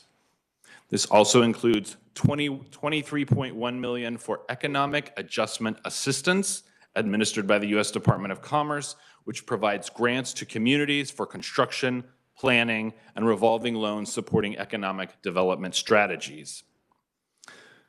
Finally, under economic development, I will just highlight there is $4.8 million for state tourism grants to support recovery of communities that rely on travel, tourism, and outdoor recreation. This includes $3.5 million awarded to the Kansas Department of Commerce for distribution to local partners, and $1.3 million to the Exploration Place in Wichita to create an outdoor riverfront park. Moving on, for labor, there's a total of $159.3 million. And for public safety, there's a total of $319.9 million. The largest portion of that is $296.7 million from FEMA Public Assistance Grants, which is administered by the Kansas Division of Emergency Management. It makes funding available to state agencies, cities, counties on a reimbursement basis, primarily for emergency protective measures. This really included Operations Center costs, medical care and treatment, vaccine testing support, and PPE. Finally, moving on to housing, there's a total of $482.3 million. That includes the Emergency Rental Assistance, which is primarily for the Kansas Emergency Rental Assistance Program, or KARA, administered by the Kansas Housing Resources Commission, which provides rental and utility assistance to tenants and landlords experiencing financial hardship during the COVID-19 pandemic. I would note all the emergency rental assistance funds have been expended as of October 12th, 2022. Current applications are held and will be executed as funding becomes available, but the program is on hold and is not accepting new applications at this time. Moving on to page 4, the veterans, there's a total of $3.1 million. Moving down there for transportation, there's a total of $325.4 million. And then finally, on the last page on page 4, you'll see a note towards the bottom that there was direct relief to individual citizens and businesses in Kansas. This really totals the majority of the funding to $23.8 billion, and that included $7.4 billion for the Paycheck Protection Program loans, $7.2 billion for stimulus checks, $2.3 million for economic injury disaster loans, and $2.2 billion for federal unemployment assistance. Mr. Chairman, that concludes my review, and I'm happy to stand for questions. Thank you, Merrill. Questions? Senator Hawk. Thank you, Mr. Chairman. On the Paycheck Protection Program loans, do you know if all of those have been forgiven or partially forgiven? It's my understanding that the large majority of those have been forgiven. However, there are some of those paycheck protection loans that remain unforgiven or in a process of being adjudicated. So for some people that took those loans out, they have not all been forgiven. Okay, thank you for that info. Thank you, Mr. Chairman. Representative Carpenter. Thank you, Mr. Chairman. So didn't we put quite a bit of money out of one of these pots into unemployment fraud fund? Correct. If Where you would look, that be? that would be on page 1 under general. When you look, the third item down that reads Coronavirus State Fiscal Recovery Fund, under ARPA, there's $1.6 billion. There was legislation passed that required, or that directed up to $500 million be transferred from that fund to the Unemployment Trust Fund. And I can't remember the exact amount that was finally transferred, but it was somewhere less than $500 million. So that wouldn't have come under the Department of Labor? I was looking for No, that funding would have come from that discretionary fund, transferred to a fund managed by the Department of Labor. So you would see it reflected here under the general discretionary funds. Okay, very good, thank you. Other questions? Representative Hoffman. Thank you, Mr. Chairman. But this all does not include unemployment funds, though. So this includes, right, so that final number, when I talked about 34 billion. the 23.8 billion does include federal unemployment assistance, but it would not include, this would not include expenditures from the UI Trust Fund or state funds But it spent does for include unemployment. the federal. Yes, sir. Okay. That's like a little over $100,000 per Kansan. Yeah, I couldn't be sure. That you would probably know better than I, the actual breakdown. Representative Waymaster. Thank you, Mr. Chairman. So going down towards the section on education on page 1, we have, it says state for the Institute of Museum and Library Services of 2.6 million, or actually total of almost 2.9 million. And then there's a second line item for the same kind of item for 98,000. What is the difference between the two? So those are two funding streams. One of those was funding awarded to the state library. The other was funding from the federal agency that was awarded directly to libraries and museums. So the item number 1 of 2.9 million was money that flowed through the state library or through a state agency. The item 98 million did not flow through a state agency. Okay. And then on page 3, it has state tourism grants of 4.8 million. Can we elaborate on what's been done for the tourism grants? Yeah, so as I mentioned earlier, that includes 3.5 million awarded to the Kansas Department of Commerce for distributions or to be re-granted to other institutions. And as far as the status of that program, I couldn't say for certain.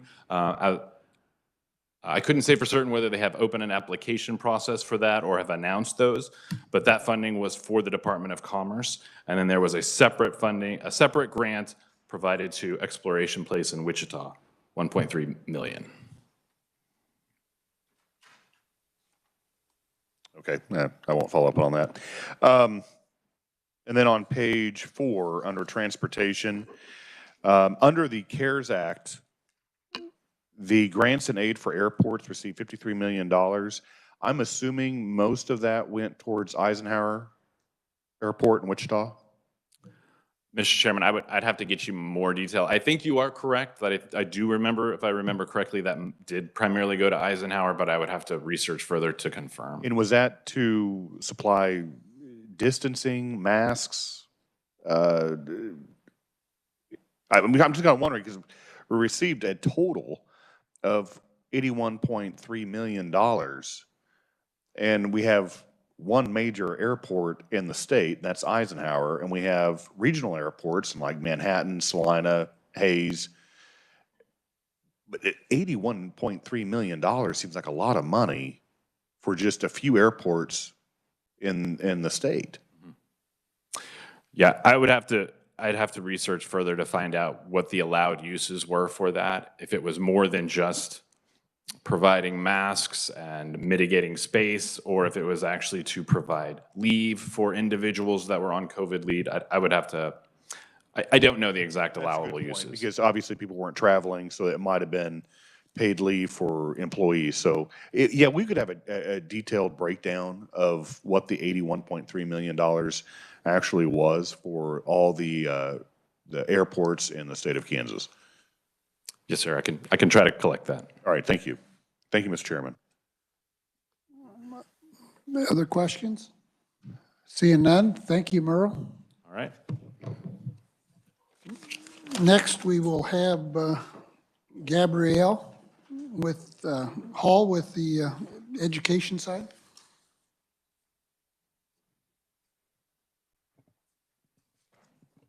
Good morning, committee. As the chair mentioned, my name is Gabrielle Hull. I am a fiscal analyst with the Legislative Research Department, and I am assigned the Kansas Department of Education. You should have two documents in front of you today from me. One is this oversized spreadsheet, and the other is a gray memo. I am going to primarily focus on the memo as it does summarize the spreadsheet, but I am happy to take questions on the spreadsheet as well. I'm going to start on page 3.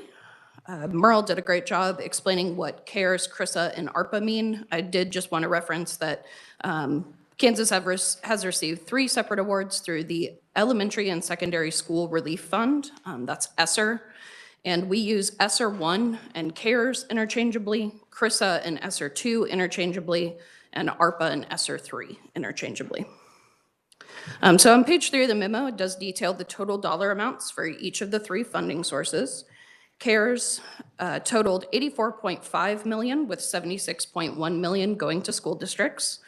CRISA totaled $369.8 million, with $332.8 million going to school districts. And finally, ARPA totaled $831.2 million, with $748.1 million going to districts. Under federal law, 90% of each award is required to be allocated to school districts under our Title I formula. Of that remaining 10%, up to 0.5% can be retained for state administration, and then that remaining portion is to be used for state level activities.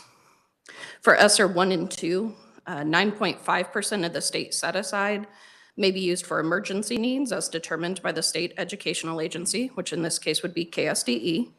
And ESSER 3 differed a little bit and required at least 5% of that set aside to be used to address learning loss, at least 1% for summer enrichment, and at least another 1% for after-school programs. That remaining 2.5% can be used for emergency needs determined by KSDE. On pages 4 and 5, we have some further detail on allocation requirements. The only thing I'll mention is on page 5, it details the obligation deadlines. School years have 1 year to obligate the funding after it's received. So ESSER 1 must be obligated by September 2022. That has passed now. ESSER 2 must be obligated by September 30th of 23. And finally, ESSER 3 must be obligated by September of 24. Those dates are also referenced on the large spreadsheet. Pages 6 and 7 provide quite a bit of detail on allowable purposes. I'll just refresh everyone's recollection that CARES defined 12 allowable purposes. Those really covered a variety of things, including sanitizing, cleaning, purchasing educational technology, providing mental health services. And under CRISA, Congress clarified that there were 3 additional purposes that were allowable. Those 3 were addressing learning loss, school facility repairs and improvement, and HVAC quality and maintenance, replacement, or upgrades. Briefly on page 9, at the bottom of that page, you'll see the only change since we've last presented that to you includes legislation from the 22 session. In 22 Senate sub for HB 2567, that was our education bill, the legislature included proviso language stating expenditures were to be made from federal ESSER fund received under federal COVID-19 as follows. That includes $1 million from federal ARPA funds through the Office of the Governor for school safety and security grants for 23, which you'll hear about a little bit later today. And then $4 million was also included through the Office of the Governor to implement a virtual math program. I am going to skip forward. Page 13 explains the summary of school district expenditures. As of this month, October 2022, school districts have drawn down $84.1 million of ESSER 1 funds, with about $27,000 remaining to be spent. All of the funds have been obligated, though. That does include $76.1 million of those general ESSER funds, as well as $8 million for special education. For ESSER 2, school districts have requested about $357 million and drawn down about $300.6 million from USD and ESSER 2 funds. That includes $285.4 million drawn down from general ESSER 2 funds and $15.1 million drawn down for special education funding. Pages 13 and 14 provide a list and then a visual representation of the categories of expenditure included in district plans. You'll notice the largest category is premium pay for staff, following learning loss, educational technology, and summer and supplemental learning are also large portions. You'll see at the bottom of page 14, there is a visual representation of the number of school districts that included certain line items. ESSER 3 is going to begin on the top of page 15. From ESSER 3 funds, school districts have requested about $354.7 million of the $748.1 million. And districts have drawn down about $60.1 million from school district ESSER 3 funds. Similar to ESSER 2, pages 15 and 16 have a list and graphs of what those have primarily been obligated or spent on. Similar to ESSER 2, you'll see the largest category includes premium pay, learning loss, and summer and supplemental learning. For both ESSER 2 and ESSER 3, the Commissioner's Task Force and State Board do receive and approve USD plans. For ESSER 2, all 286 school districts have submitted a plan. And as of October 2022, 189 districts have submitted an ESSER 3 plan. Districts with previously approved plans are still instructed to submit those change requests to be reviewed by the State Board. And I can take questions on the district plans now, or we can move forward to that state level expenditure. Are there questions on the district at this time? Representative Waymaster. All right, thank you, Mr. Chairman. Real quick, I mean, I'm looking at this. Okay. And I think we're going to go into detail probably that later. I have some concerns because in a lot of the expenditure summaries, it is, now premium pay, I would assume is a one-time payment that was given to employees like a bonus. We had a couple different definitions of hazard, premium, and retention pay. It is not my understanding that guidance would prohibit premium pay from being paid either once a year, quarterly, or 2 times a year. That would be included in a school district's plan. So it could be an ongoing expense. Correct. Well, I have concerns about that because hopefully we're not going to be receiving any more federal money in regards to the pandemic. I mean, it's been lifted by the president, and so we will not be receiving these one-time dollars again. And that concerns me because if this is an ongoing expense for premium pay And then also a lot of other school districts have increased staff, which is going to be an ongoing expense as far as salaries and benefits. This is going to be an ongoing expense where the money is not going to be there, and it's going to fall on the taxpayers. And that, I have a concern about what some school districts have done with this funding. You don't need to answer that question. I'm just kind of elaborating right now. But I wanted to express that because I don't think that was a rightful use of the funds. Thank you, Mr. Chairman. Any other questions? Seeing none, please proceed. I should have mentioned this at the beginning as well. Craig Nineswander, the Deputy Commissioner, is in the room and available for questions. A couple members of his team are also available. We will pick back up on page 17 to go through the state level expenditures and obligations. State ESSER 1 funds were awarded in fiscal year 2020, with the majority of those being expended in fiscal year 2020 and 2021. As of October 2022, that funding has been spent or obligated as shown on the table on page 15, with about $21.6 million obligated or spent for state learning loss, $6.9 million for state summer enrichment, $5 million for state after school, $19.6 million for state discretionary, and $2.9 million for administration. The green line on that page does show what's remaining for each category. State discretionary may also sound familiar because we did rely on that for true-up funding. Part of ESSER 2 and 3 was to ensure that school districts had 300 and 625 respectively for each FTE.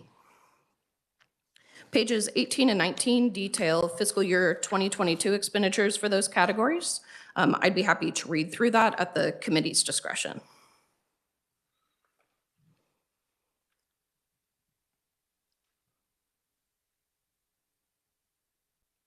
You might just briefly go through that if you wouldn't mind. Page 18 is going to detail learning loss contracts. Those included a contract with Hanover Research to study the impact of COVID-19 on learning loss, working with the KU Center for Research to amend the existing state assessment contract, professional development to support educators through Renaissance learning, expanding the Kansas CAN competency framework with Noonan, Gomer, Erickson to address loss of social and emotional skills, language essentials for teachers of reading and science training with Pittsburgh State University, and there was also a contract with Illuminate Education to make FastBridge available to school districts at a reduced rate. It is anticipated that those contracts would continue through fiscal year 23. Moving to page 19, you'll see at the top summer enrichment programs. That funding was used to implement a 4-H driving success program with K-State, implementing the Sunflower Summer program with the KU Center for Research, academic recovery and other activities with the Kansas Alliance for Boys and Girls Club, and enrichment activities and academic curriculum with Kansas YMCAs. Sure. KSDE also awarded the entirety of its ESSER 3 after-school funding to the Kansas Alliance of Boys and Girls Club. They do anticipate continuing that contract in 23. There's also a list of other contracts on the bottom of page 19. Of the ESSER 3 state administrative funding, 1.8 million was expended in fiscal year 2021. It's a contract with Boston Consulting Group to set up a reporting system for USDs and other educational institutions to report ESSER and EANS expenditures. In fiscal year 2022, KSDE awarded about $200,000 to United School Administrators to develop a leadership training framework for educational leaders. There was also an award to Mary Sinclair to create quarterly reports, and there was an award for Kansas Rural Communities Foundation to expand the Higher Paths program. That completes my review of that. The remaining pages of the memo have not had significant changes since the last time we reviewed that, but they do detail emergency assistance to non-public schools, and other dedicated funding such as to homeless youth. And I'd be happy to take questions. Questions? What is the Higher Pass program? My understanding of the program, Craig may have a better explanation, but it is a Kansas high school student target audience. It works with parents to consider a career in those high skill trades. Representative Waymaster. All right, thank you, Mr. Chairman. All right, so going back to page 19, when we're talking about the summer enrichment programs, and we had $500,000 that went towards the Alliance for Boys and Girls Clubs. We had about $185,000 that went to the YMCA's. What was done for the rural areas of the state? Because those organizations are going to be in more of your urban markets. So what was done for the students that are in the rural areas? I do not have that level of detail, but KSDE is in the room if you'd like them to take that question. If not, we can follow up specific to rural communities. Okay. All right. Thank you. Thank you, Mr. Chairman. Gabrielle, just one other question. On page 13, it looks like some ESSER 1 funds were used for special education. Can you elaborate on that any? Broadly, there were specific set-asides that targeted that population of students. We can get some more information on specifics of those expenditures. I didn't include that in this memo, but I would be happy to. Okay, I'd be interested in seeing how them funds were distributed. I'm assuming that across the state, depending on the number of special ed children. It did go to school districts, but I would be happy to get some more information. Thank you. See no other questions. Thank you, Mr. Chairman, Gabrielle. This is Kathy. I had a Oh. Kathy Wolf question. Sure, go ahead, Kathy. Thank you so much. So I wanted to follow up on Representative Waymaster's comment, just to clarify about the hazard pay that schools were allowed to pay. Maybe Craig could answer this, but I was under the impression that all schools agreed, or most of them at least, that this wouldn't be an ongoing expense, that once these funds were gone, this expense would go away. Could someone clarify that, please? Thank you. I can certainly take that question. I don't know if Craig wants to jump up. Those are perhaps not one-time expenditures, just being made one time, but they are limited to staff that have extra responsibilities as a result of COVID. And my understanding is that would end when COVID-19 funding ended. That's what I was under the impression. Thank you very much for clarifying that. Representative Waymaster. Okay, well, I have to contradict that statement because if you're looking at Kiowa County, District 422, it says salaries for additional staff. So when this funding is gone, they're going to terminate those additional staff they hired? I apologize if I was unclear. The premium pay was, for our purposes, a different classification for existing staff. The additional staff for the specific school district, we can get some more information on their plan. It clearly says in their expenditure summary, salaries for additional staff for grades 4 through 12. And so by the statement that was made in regards to that particular school district, if the funds are not going to be coming in from the federal government, are those new additional staff positions going to be terminated? I don't have an answer for that specific school district. We can certainly look into it.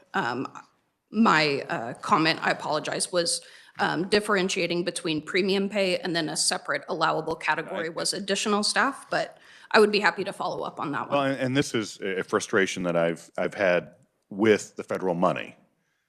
And it's not pointed to you, Gabrielle, so don't take it that way. You do a fabulous job. But this is one of the things when the state was looking at the federal money that was coming in from the federal government, we tried to identify one-time expenditures because we knew this money is not going to be continually coming in from the federal government. However, Cities, counties, school districts did not have that same retrospect in regards to the federal money that was coming in. I mean, I have cities in my district that increased salaries. And when they told me, I said, what did you use to increase the salaries? And they said, the ARPA funds. I was like, that's one-time money. What are you going to do to continue those increased salaries? And this report just shows what school districts have done in adding additional staff, increasing salaries. And if this is going to be eliminated when the federal money stops coming into the school districts, either the positions are going to be terminated that they created as far as additional staff, or they're going to have to find the funding elsewhere, and that's going to fall on the taxpayers. And that's what my concern is. I think the state did a very good job in trying to identify items as far as one-time spending. But in looking in this report, I mean, I'm seeing many increases in additional staff and salaries. Thank you, Mr. Chairman.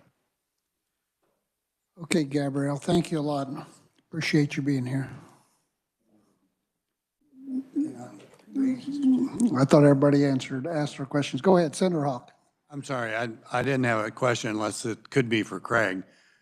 Relative to at least the school district hiring additional staff with COVID funds, once those funds have gone away, we're back to the school finance formula, as I understand it, and that would be the budget that the school district has. They don't have another pot of money. So to assume that that gets baked in some other way other than the existing school finance formula would be my understanding of it. Having worked on school budgets, I don't think those have changed. Can I get a confirmation from KSDE on that? Because we'll still be locked into whatever the school finance formula is, and that's calculated for that school district. So Sure, if you'd like to come up and give your name. I'm being a little argumentative with Representative Waymaster. Can I respond?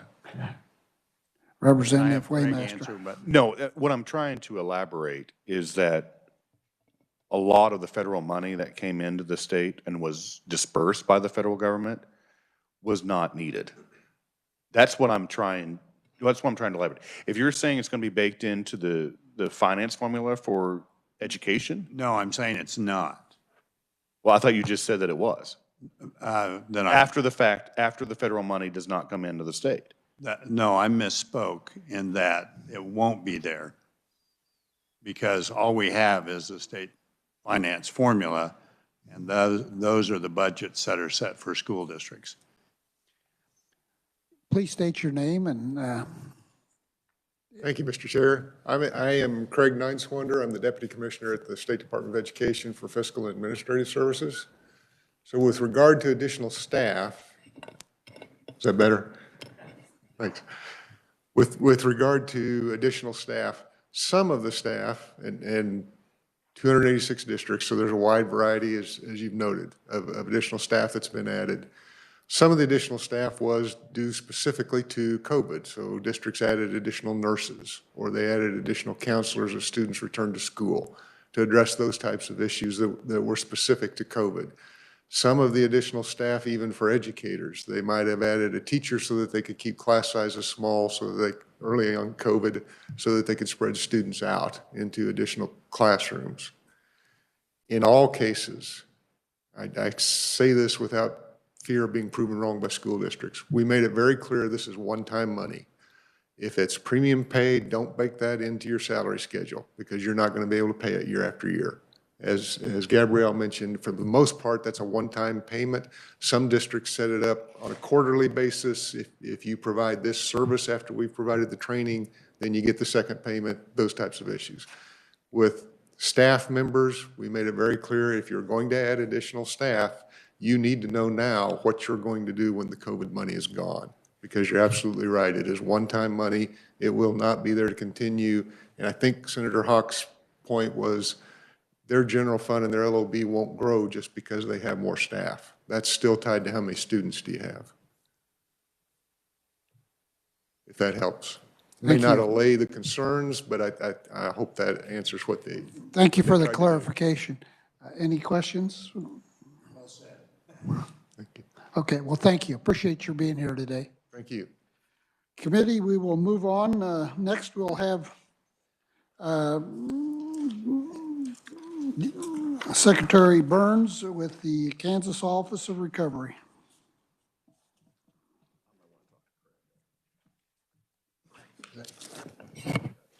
Good morning again. All right. So we've been asked to give some general updates around where we are with the Office of Recovery. Just contextually, to help us see what we're talking about and what Office of Recovery's purview and kind of oversight is. If you look at the sheet that was given out and you look at that very first grouping, right? And so this is the general. Most of what we tend to talk about, and particularly around the Spark process and all of those dollars that have moved through, only sit in really two lines in that first general grouping. So it is the very first line, the state, it says state, U.S. Treasury, Office of the Governor, Coronavirus Relief Fund state. That's the $1 billion that we receive under CRF.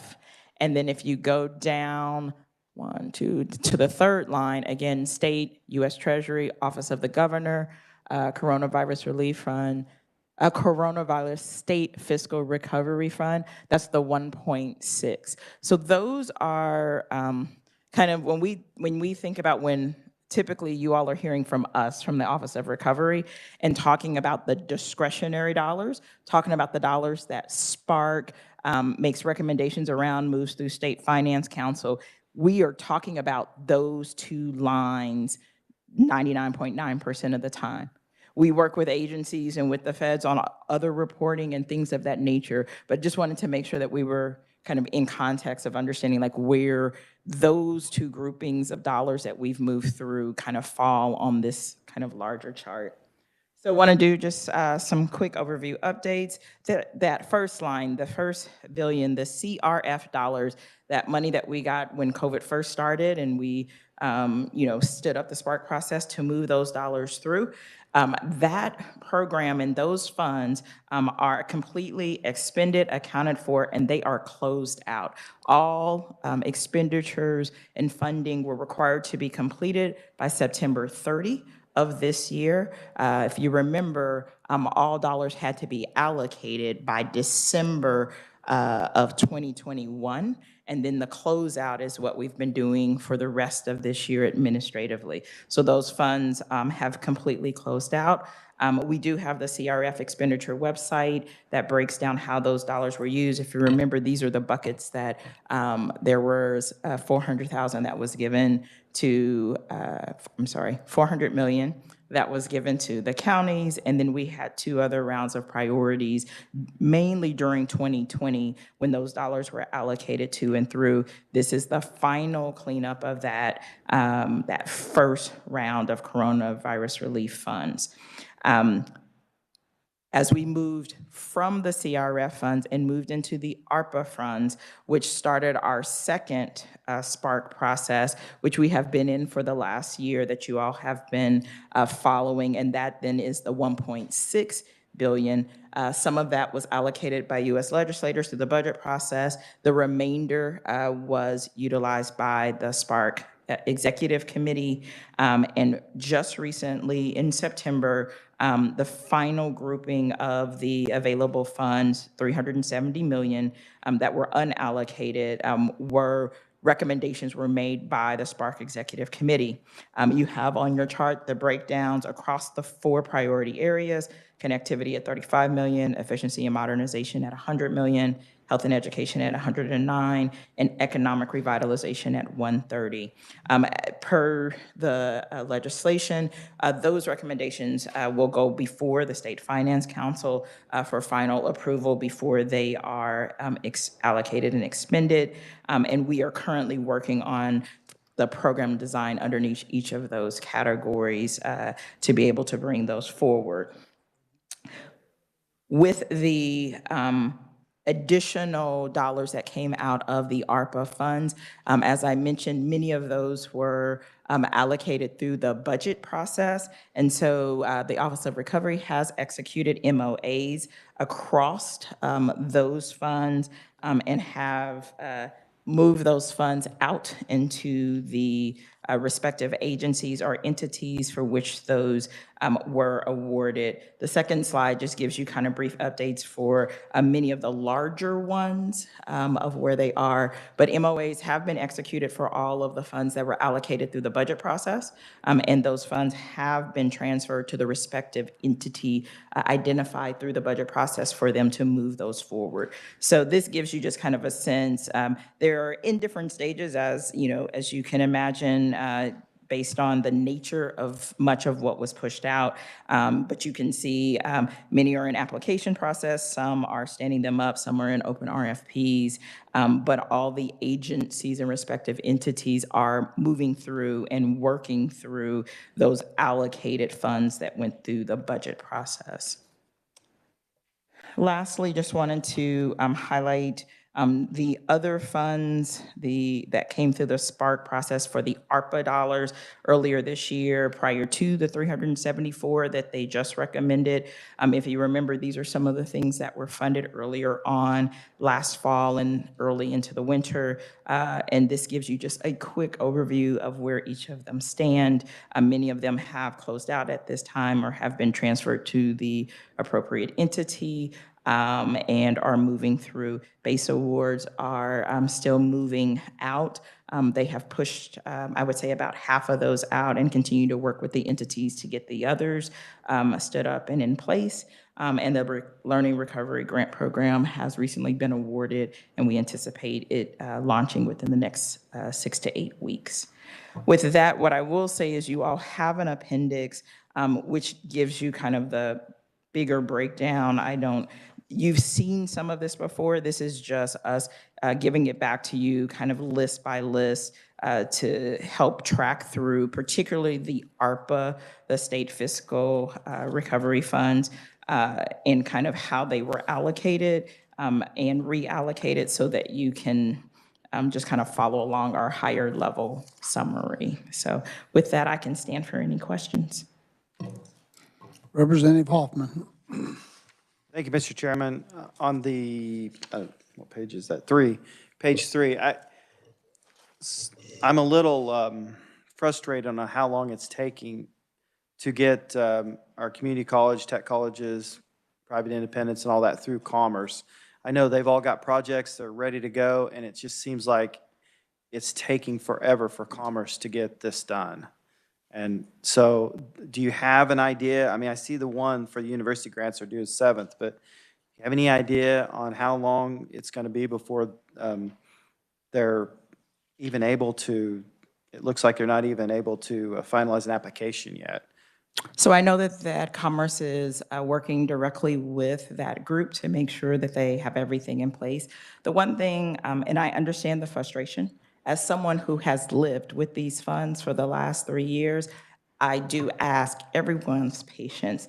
These things are moving targets and there are a lot of pieces. And one of the things that we learned through the first round is sometimes if we can take a little bit longer getting the things out the door, we won't have the hiccups and we can get them to them in a way that it doesn't go back and forth. And so Commerce is trying to do their due diligence, but they are in contact with them, talking to them on a regular basis, making sure they're putting the right parameters, giving them the guidelines, answering the questions. So it is an engaged and ongoing conversation, but we will work with Commerce to get a specific date, projected date for you. That would be great. Yeah, appreciate it. Representative Waymaster. Thank you, Mr. Chairman. I just have a question in regards to the channel events. So I believe on page 4, you're talking about the $374 million still pending State Finance Council review. So the Spark Executive Committee met on September 16th, I believe, and they allocated the different dollar Made amounts. recommendations into the really high level bucket. So they're going to continue to decide what's going to be funded, and then it goes to the State Finance Council, or does the State Finance Council have to approve the amounts for each bucket, and then it goes back to the Spark Executive Committee, and then comes back to the State Finance Council for final approval? So I think the idea and why there's been a little bit of time is that we're trying to get it clean. So when we bring it to the State Finance Council, they have all the information of where the dollars are going to go in relationship to them making that final decision. Okay, so the Spark Executive Committee is going to decide from the recommendations of the advisory panels where the money is going to be directed to, and then the State Finance Council will ultimately approve that. We are bringing forward, so relatively, yes. The advisory group information is how the program design is being built under each of the buckets. That will be brought forward, yes. Okay, all right, thank you. Any other questions? Seeing none, thank you. Thank you. Appreciate you being here today. Next, we will have Greg Noonwander. Okay. Okay, was there any questions for Greg? Seeing none, I guess. Both of them? Okay. And there also, Adam Prophet was on, if we had any questions for Adam. Seeing none? Okay. We'll move on then. Next item we have is the Safe and Secure Schools update. John Calvert, Director of Safe and Secure School Units for Kansas State Department of Education. Welcome, committee, John.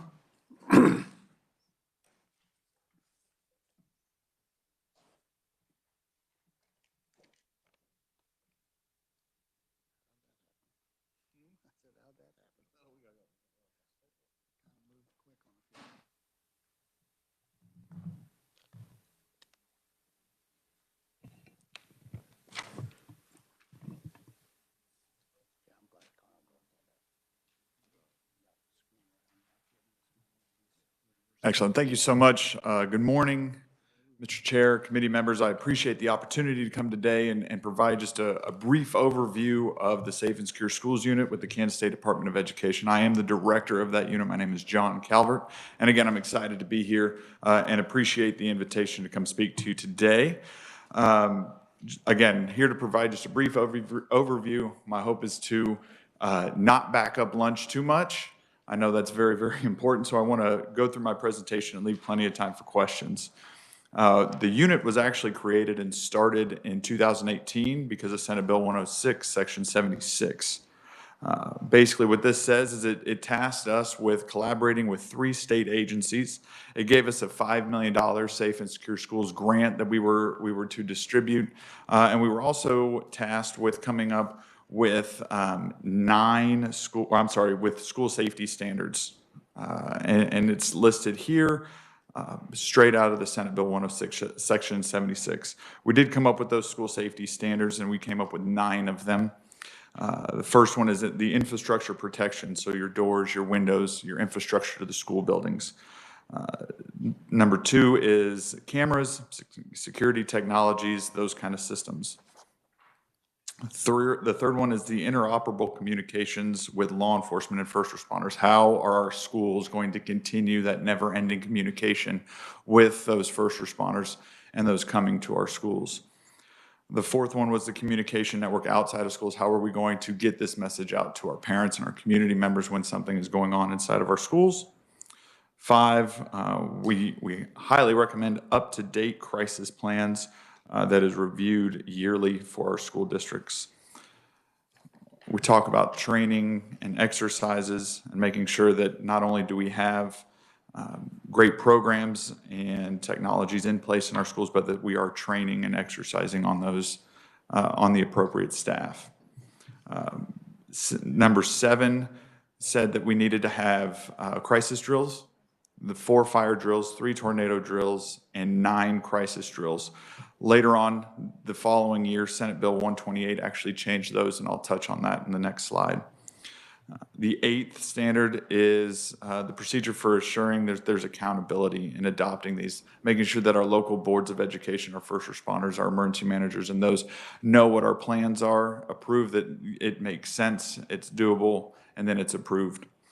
And then the last school safety standard from the Senate bill was firearm safety education programs. If the district chooses to implement firearm safety in our schools, they have to go through either K-5 is the Eddie Eagle Gun Safe Program, 6 through 12 Hunters Education Program with Kansas Wildlife Parks and Tourism has a program, or any other evidence-based program. And again, that is pulled directly from the Senate bill. I told you about it. Senate Bill 128 in 2019 actually changed the number of drills that we do in our schools, because what we realized is that we were doing 16 crisis drills a year, and that was about one every 11 or 12 school days. And so we felt like that was too much. It was overwhelming for a lot of our student population and our teachers alike. So Senate Bill 128 in 2019 gave the fire marshal discretion, gave him for four fire drills and 2 tornado drills, 1 tornado drill in September and 1 tornado drill in March. And then under the direction of the Safe and Secure Schools Unit, we're doing at least 3 crisis drills a year.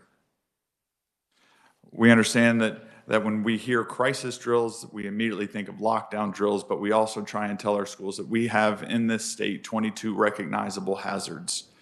So while we highly recommend that you do at least 1 lockdown drill in your schools, we also understand that we average 2 to 3 earthquakes in this state per day. We have flooding, massive power outages, windstorms, and other things that we at least need to talk through and be prepared for.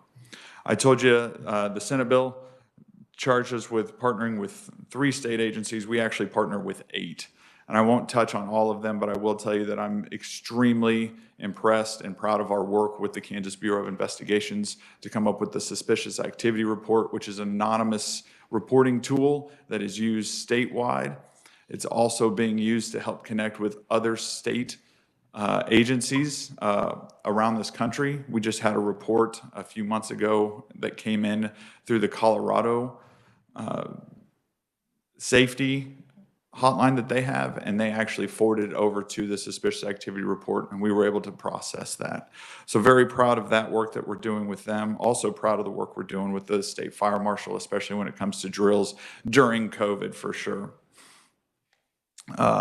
This year specifically, we were granted that $5 million school safety grant, $4 million in state funds and $1 million in the federal funds. It was processed throughout our state, and that our schools were able to apply for this grant on a dollar-for-dollar match, and they were able to use the funds, as it says here in the bill, for infrastructure, technologies, or brand new SRO positions. What we've realized in talking to our school districts, especially over the last 3 years that we've gotten this grant, is that we've been awarded $5 million each year, and it's fantastic, and it's done a lot of great things for our schools. But we average about $11 million each year in requests. And we had to deny a lot of requests this year specifically because they were asking for communications, and they were asking for training opportunities, which was not allotted by this grant. And so when we talk about it and superintendents reach out to us, we want to make sure that everyone's aware that we love this money. It's great. It's doing fantastic stuff. But we feel like we need to expand what it can be spent on and open it up for at least the communications and the trainings pieces as well.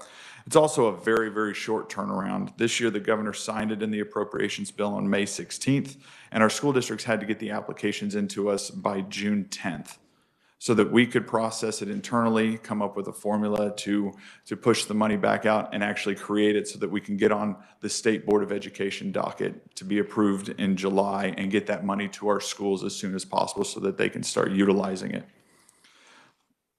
As a unit, we do more than just working on Safe and Secure Schools grants.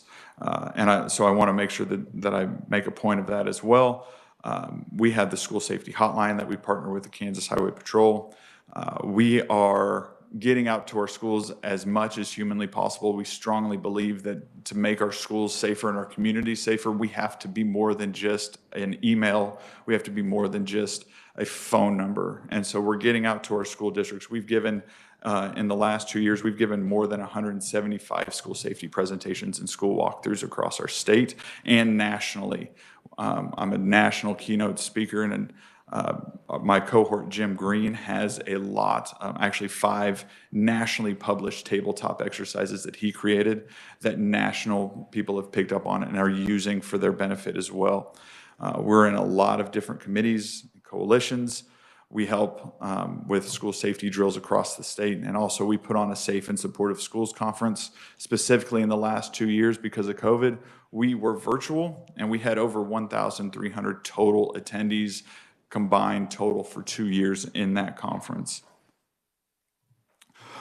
I don't know if you pick up on this in the last 5 or 10 minutes I've been speaking, I like to talk. And so we tell districts, we tell our community members, we literally will come out and speak to your students, we will speak to your staff, we will speak to your parents, your community, first responders, anybody who will listen to us speak about school safety, we will come out and talk about school safety and what our kids are going through. These are just a couple of the things that we can go out and do. I'll highlight, we have a social media presentation during COVID that spiked, and the want and the need for that has been great. We know that with the lockdowns and things going on, kids were my kindergartner, he was in kindergarten, and he came home with a laptop and had a Chromebook and had access to the internet. I was not prepared for that as an adult, as his dad, and that has happened across not only the state, but of course nationally as well. So social media, what the popular social media apps are, what types there are, what they're using them for. We have active assailant trainings. We have crisis plan reviews. We won't write a crisis plan for our school district, 286 districts across the state and with specific needs, but we do have a template. We'll walk through that with the school district to help them update and give them things to think about. All of this is great, and I know you love hearing from me, but we've gotten feedback, and what we know is that we're doing things that are important to our schools and for our communities. And so people are telling us it's great to have the staff on the same page. It's great to be able to collaborate with our first responders, our law enforcement, our firefighters, and our emergency managers. And without us coming in, it would have been a little more difficult to do that. We know that a lot of times when we talk about active assailant drills or lockdown drills, they can be triggering or traumatizing, and we strongly suggest utilizing and using trauma-based practices, but we will go out and teach our staff members their protocol that's based in their school district in a way that makes a difference, gets people thinking, but hopefully is not traumatizing. And the last one was actually sent to me by a student who was in one of my presentations, and the student told me that you saved my life. And I think if I don't do anything else for the rest of my life except raise my 2 beautiful children and stay married to my better half, my much better half, I will take that, and that was great for me to hear, and I use that as motivation. That's our contact information if anybody wants to contact us. I appreciate, again, the time and the effort for allowing us to come and speak today, and I will stand for questions. Thank you, John. Questions? Representative Hoffman. Thank you, Mr. Chairman. So the 5 million, I've had the same feedback from some of the schools, say, well, we didn't apply because it was just not going to be enough with the way the money's been allocated out through the formula. But and so I understand that. I mean, maybe we can look at it this next year, but they also have gotten a lot of federal relief funds. And so how much of that have they looked at some of that for some of these things? Absolutely. Thank you for the question. I don't have specific numbers as to what they use that federal dollars for, because that's not something that my department, our unit, would track. If they had questions about things, that would go to our ESSER units and our finance units as well.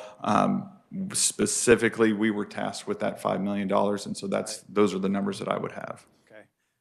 I don't know if, and it's probably all deep in this, all this information, but I don't know if, Gabrielle, if you're able to maybe glean some of that out. Not right now, but maybe later. So, thank you, Mr. Chairman. Representative Waymaster. All right, thank you, Mr. Chairman. So I guess my question kind of dovetails off of Representative Hoffman's.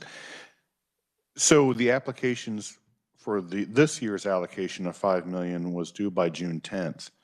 How many school districts of the 286 applied? That's a great question. So when the applications were due in June 10th, we had 200, like you said, 286 districts. We had 176 districts apply. Is there any way to get a list of the school districts that applied absolutely. and what they were going to utilize the money for? Absolutely. It's on our website, but I can definitely send that over to Gabrielle, correct? Send that over to Gabrielle, absolutely. Okay, thank you. Thank you, Mr. Chairman. Senator Hawk. Thank you, Mr. Chairman. Just a couple comments. I was invited to an active assailant training session in my district, which was extremely well done, and I can't remember if you were there or not. It was a few years ago in Manhattan. And I thought it was very effective, and I thought one of the most effective parts of it was the cooperation between the EMTs and the police department, fire department, and other community people and agencies. And, you know, I think we look at the disasters that have happened. So one of my questions is, what have we learned as a state from the things that have gone wrong, for example, most recently in Texas? Have we changed anything? Have we learned anything that might help us from being a victim of a similar kind of a disaster? Absolutely. So we work very, very tight and very close with other agencies, our partners across the United States. And so we have had very difficult conversations about especially what happened in Texas. School safety is ever, ever evolving, right? We are never going to have 100% perfection. Stats show that we can cut down on these type of incidents from happening. But after every incident, we review it very, very closely, and we've gained a lot of knowledge from what's going on. I'm looking forward to reviewing and preparing our schools more so from what happened in St. Louis just a couple of weeks ago to make sure that we are prepared. The number one thing that I tell our school districts, especially when we want to make sure that another Uvalde does not happen, is that we have got to continually work with our first responders and those that are going to enter our schools, so to make sure that our plans match what they're going to be doing, and that their plans and what they're going to do match what we're doing as well, and that we're aware of everything. And so just like you said happened in your district in Manhattan, going through and having those conversations and the tabletop exercises and planning things out with the system experts in their fields, that's going to help solve a lot of issues. Specifically for our schools, we strongly, strongly believe that if we can build and maintain positive relationships with our youth, that's going to help us as well. There's studies out there by the Secret Service that show that between 92 and 94% of active assailants inside of our school, after the fact, it's found that somebody knew something was going to happen. They didn't have that trusted adult or that access to even anonymous tip source that they felt comfortable reaching out to and letting someone know prior to the event. And just another observation, want to see if you kind of agree. It seemed like we maybe overdid it in terms of like there's only 22 disasters and or hazards. That we've kind of maybe right-sized the training part, and I appreciate your sensitivity to traumatizing children, which I think is what we have to balance out. But do you think we're right-sized in terms of what most districts are doing in terms of the exercises and preparing their students? Absolutely. I think 9 is a great number. It's 1 a month during the school year. And what I tell people is that if a school district wants to do more, they can always do more. If they want to do 10 tornado drills, if they want to do 7 crisis drills, there's nothing that's stopping that. These are all just minimum numbers that they have to do and log. So yes, to answer your question, I think 9 is a great number. And last comment, I am so appreciative as a former teacher, counselor, administrator, that we have the state board and the staff at the State Department and you particularly and your associate who are there to help school districts, because I think we need the technical assistance, and I'm glad you're there to do it. And I think our dilemma always on this committee is how much money can we put into that versus the other things we do. So I don't feel badly about the 5 million, but I know everybody always wants more, and I think it's an important area. So thank you for being here. Thank you, Mr. Chairman. Thank you, Senator. Any other questions? Seeing none, John, thank you, and thank you for what you're doing to protect our children. We really appreciate it. Thank you, Mr. Chair. Appreciate you. Committee, yes, nope, go ahead. Senator Hawk. Thank you, and I want to apologize to the committee and you, Mr. Chairman. I meant to say something when Julia Lorenz was here, and I just became aware of it, I think, yesterday, that she got the George S. Bartlett Award, and that was the American Association of State Highway and Transportation Officials, and I think 3 other industry groups, and that was really a feather in the cap for the state of Kansas, and it selects one person in the nation that makes outstanding contributions to highways. And I think we've seen some incredible things in terms of not only what we as a legislature have done to fund and support highways, but what she and the staff at KDOT have done. And so I just am really proud of our state in light of some of the criticism that we got from that other state that has a name of a city similar to my own, my little apple. I think, take it. We're doing great things here in Kansas, and I want the world to know that. And I feel like we should all be joyous in the fact that Julie Lorenz got that award. So thank you, Mr. Chairman. I meant to say that while she was here, and I apologize for not getting that done. Thank you. Committee, when we get back after lunch, we'll do the minutes. And I guess the one is from a long time ago back in December. So I think there was some staff changes, and that's what made that take a little while. So with that, we're going to recess for lunch, and we will reconvene at 1:30.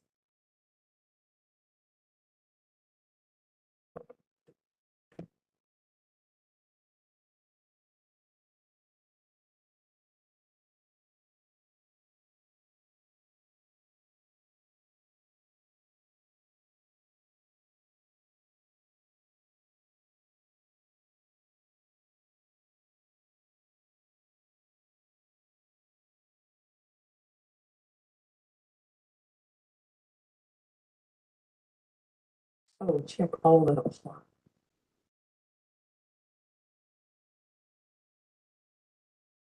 What?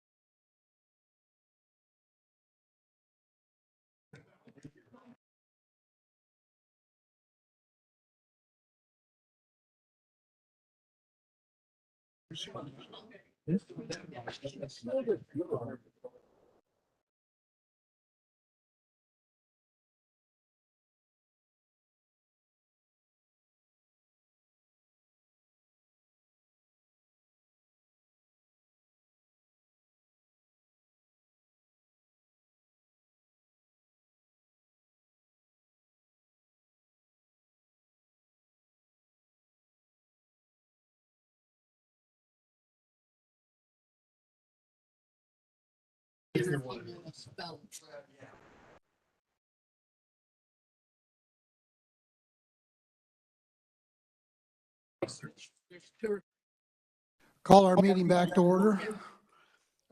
Committee, first item we have is the review and adoption of committee minutes. Representative Waymaster. Mr. Chairman, I move that we approve the minutes from December 20th and 21st of 2021, and also the minutes of August 25th, 2022. Motion by Representative Waymaster, second by Senator Hawk. Any questions or discussion? Seeing none, all in favor? Aye. Opposed? Motion carries. Next, we will have the Evidence-Based Juvenile Initiatives Fund, and we'll start out with Jeff Zumba, Secretary of Corrections. Jeff, welcome committee. Thank you, Mr. Chairman, members of the committee. Thanks for having us here today to talk to you about the Evidence-Based Juveniles Initiative Fund. I'm going to walk through some of the terms related to how the fund was established and the parameters for managing it. I'm going to talk a little bit about number of programs that are operating today as a result of the fund and the work by the Juvenile Justice Oversight Committee, the JJOC, and then talk about the fund balance and the budget and what we can expect for the longevity of those funds that are currently in there. And then certainly stand for any questions you may have. So the Evidence-Based Program Fund, here's some of the key terms. Evidence-based means practices, policies, procedures, and programs demonstrated by research to produce reduction in the likelihood of reoffending. And for the juvenile fund, that could mean, for juveniles, that can mean juvenile intake and assessment, court services, community corrections, and juvenile crisis interventions centers. expenditures for the development and implementation of those evidence-based community programs for juvenile offenders and juveniles experiencing mental health crisis and their families. So Senate Bill 367 that did the reform in juvenile didn't initially have anything for mental health for juveniles. That was amended in 2018 to allow for funding for juvenile crisis centers. Then the statute calls for KDOC to administer the fund and all expenditures in accordance with Appropriations Acts. The fund shall be used for the purposes set forth in the section of the statute and for no other purposes. It's very prescriptive on what those funds can be used for. And then the Juvenile Justice Oversight Committee monitors the state expenditures, and then they make recommendations to the governor and legislature for investment of those funds that were avoided being expended. And that creates the fund. So the JJOC's been in existence since 2016, and they're represented by a diverse number of organizations, law enforcement, courts, prosecutors, and defense, and they have some authority on use of the funds, just not the KDOC. This is the process for the evidence-based program funding, how it's managed and monitored. So this operationalizes the investment of the funds that are available because of the avoided expenditures on out-of-home placements for juveniles. So it begins with identification of a need, and that can come from one of the JJOC members, juvenile corrections advisory boards, agencies such as the Office of Judicial Administration or KDOC, and other stakeholders. Those needs are often discussed by the JJOC Reinvestment Subcommittee, who put forth a recommendation to the full JJOC, and those needs can also be presented directly to the full JJOC, who may or may not involve the subcommittee. JJOC as a body will then make a final recommendation to include an item in the evidence-based programs fund budget. Items approved by the JJOC are then added to the budget submitted by the Kansas Department of Corrections. Annually, the governor and legislature take action on the KDOC budget. KDOC will then negotiate a contract, develop an RFP, post for bids, award contract, or develop a grant process. If it is a grant process, some of those go to local government entities such as Juvenile Corrections Advisory Boards or JCABs, who will then administrate a local grant process to decide which agencies locally receive the funds. After the contract or grant is approved, evidence-based program startup begin, which will often requires time to recruit and train and hire staff, and then the delivery of services begins. A little bit about the programs that are operating in fiscal year 2023. Based upon the JJOC recommendations, we've budgeted and implemented 22 individual evidence-based programs or practices statewide. Those 22 individual evidence-based programs include provisions of the same service in each of our 105 counties, cognitive programs. 3 of those 22 grant programs are then sub-granted or contracted by local units of government to further expand programs to meet unique local needs. And that results in a total of 116 evidence-based programs and practices for juvenile offenders, juveniles in mental health crisis, and their families, which are operating in Kansas today.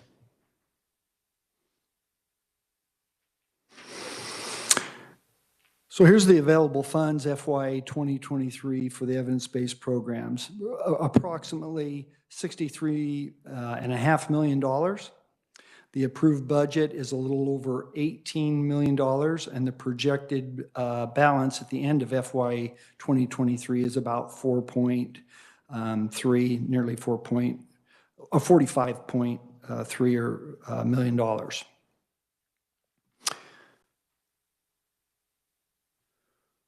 So this slide gives you, will provide a sense of sustainability in the fund. So go to reinvesting the funds that are available.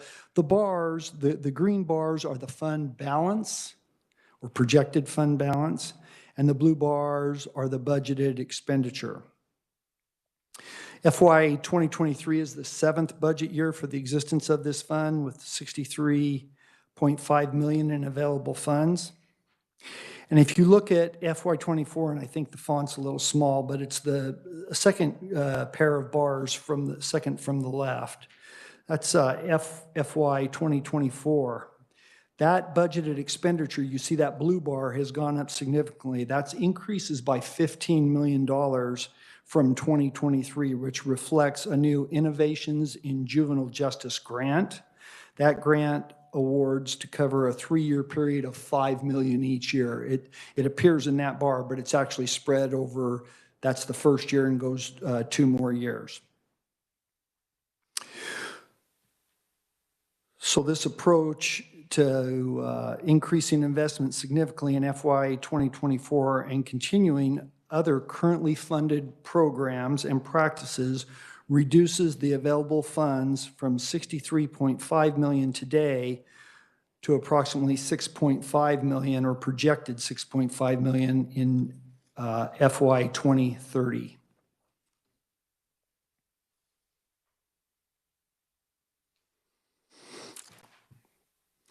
Some other aspects of things we're doing to help our youth in Kansas.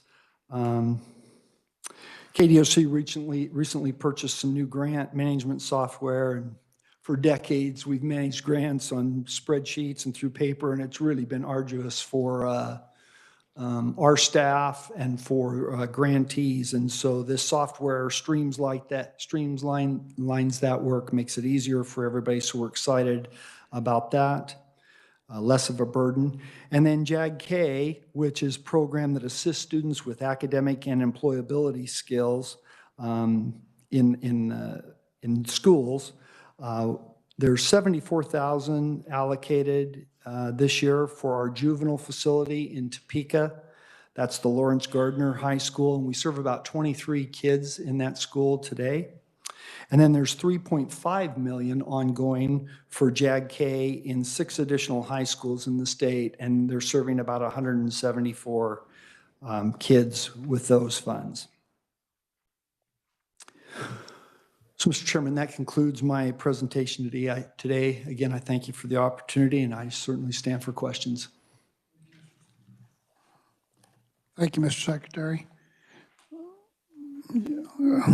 Representative Hoffman. Thank you, Mr. Chairman. Slide 7 has your spending available funds. Now, that's got to be assuming no new money coming into it? Because otherwise, I mean, when you get into, what, 29 and 30, you're spending more than what's in there. Yeah, Mr. Chairman, Representative, I believe that's with savings, deferred savings still coming in. Is that right, Keith? Yes. In those out years, that assumes the flat appropriation of about $12.5 million moving forward. Yes, this illustrates that by that point, money available will be less than the. You want to come up? Yeah. Come up.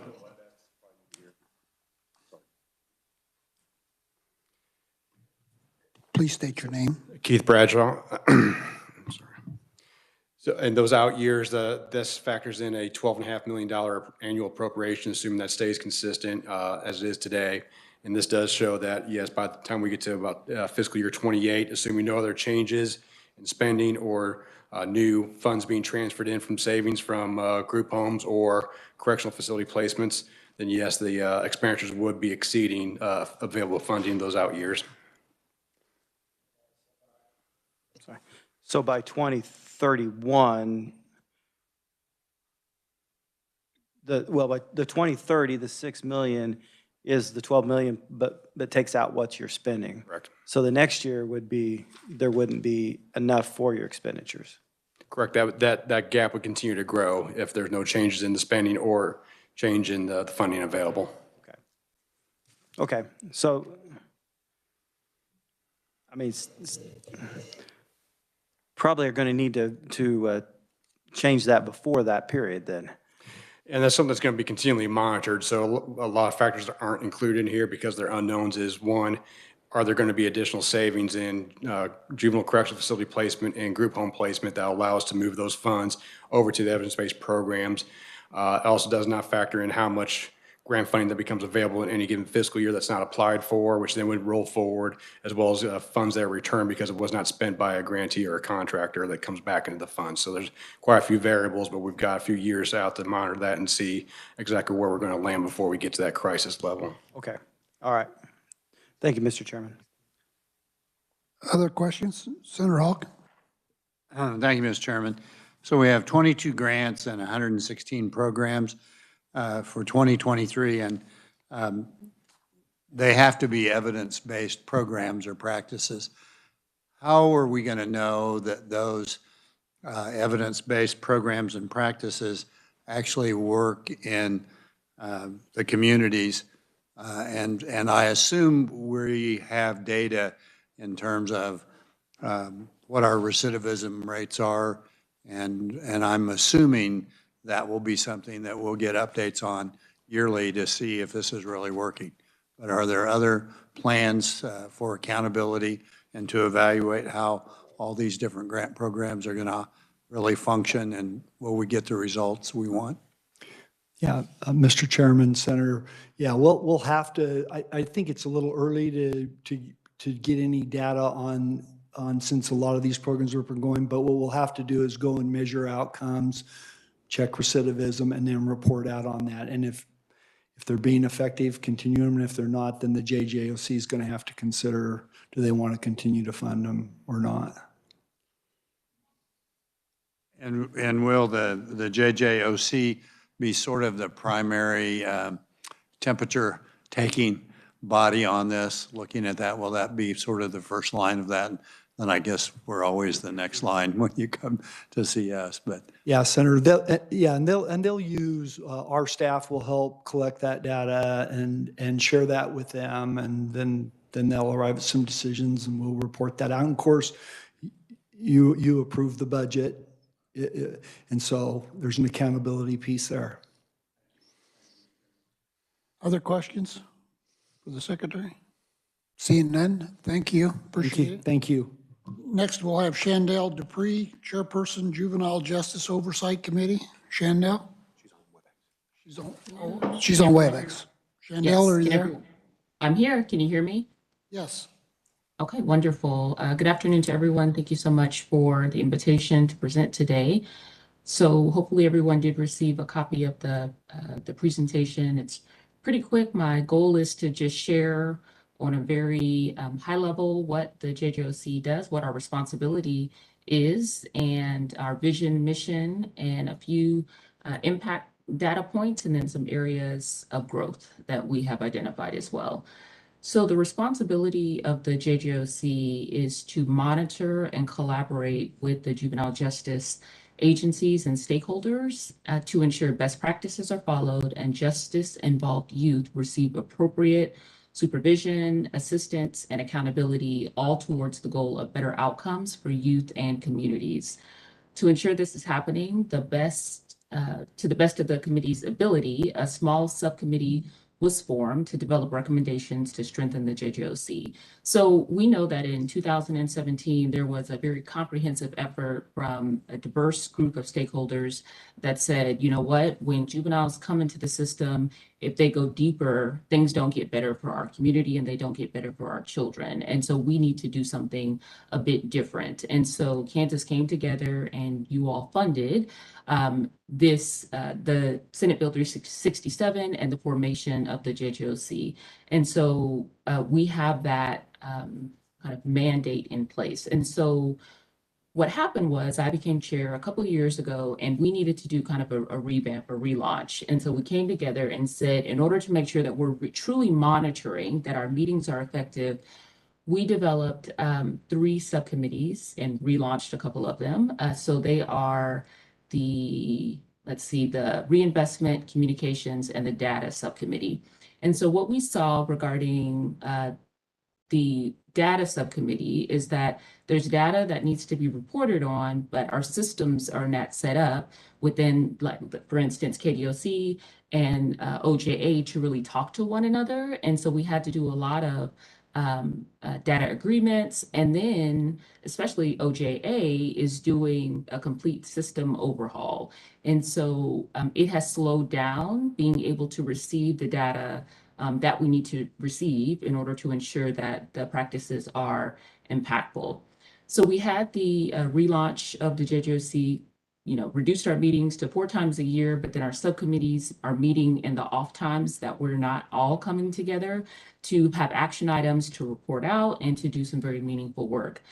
The other piece is that we developed a mission statement and a vision statement as well. And so, it's important that we understand why we come together and the purpose of it. And so, as you can see, our vision statement is to improve the lives and well-being of all youth in Kansas. And then our mission statement is a statutorily defined multidisciplinary team of stakeholders of youth serving systems. It's responsible for regularly reviewing information and data on progress and outcomes across all parts of those systems. So we provide policy and funding recommendations and influence stakeholders across agencies and branches of government on sound, data-driven, evidence-based implementation and sustainability of juvenile justice reforms. So, what is evidence-based? So there's actually a clearinghouse in California that determines what is evidence-based. The kind of the rub regarding evidence-based programs is that it takes decades sometimes for something to be determined evidence-based.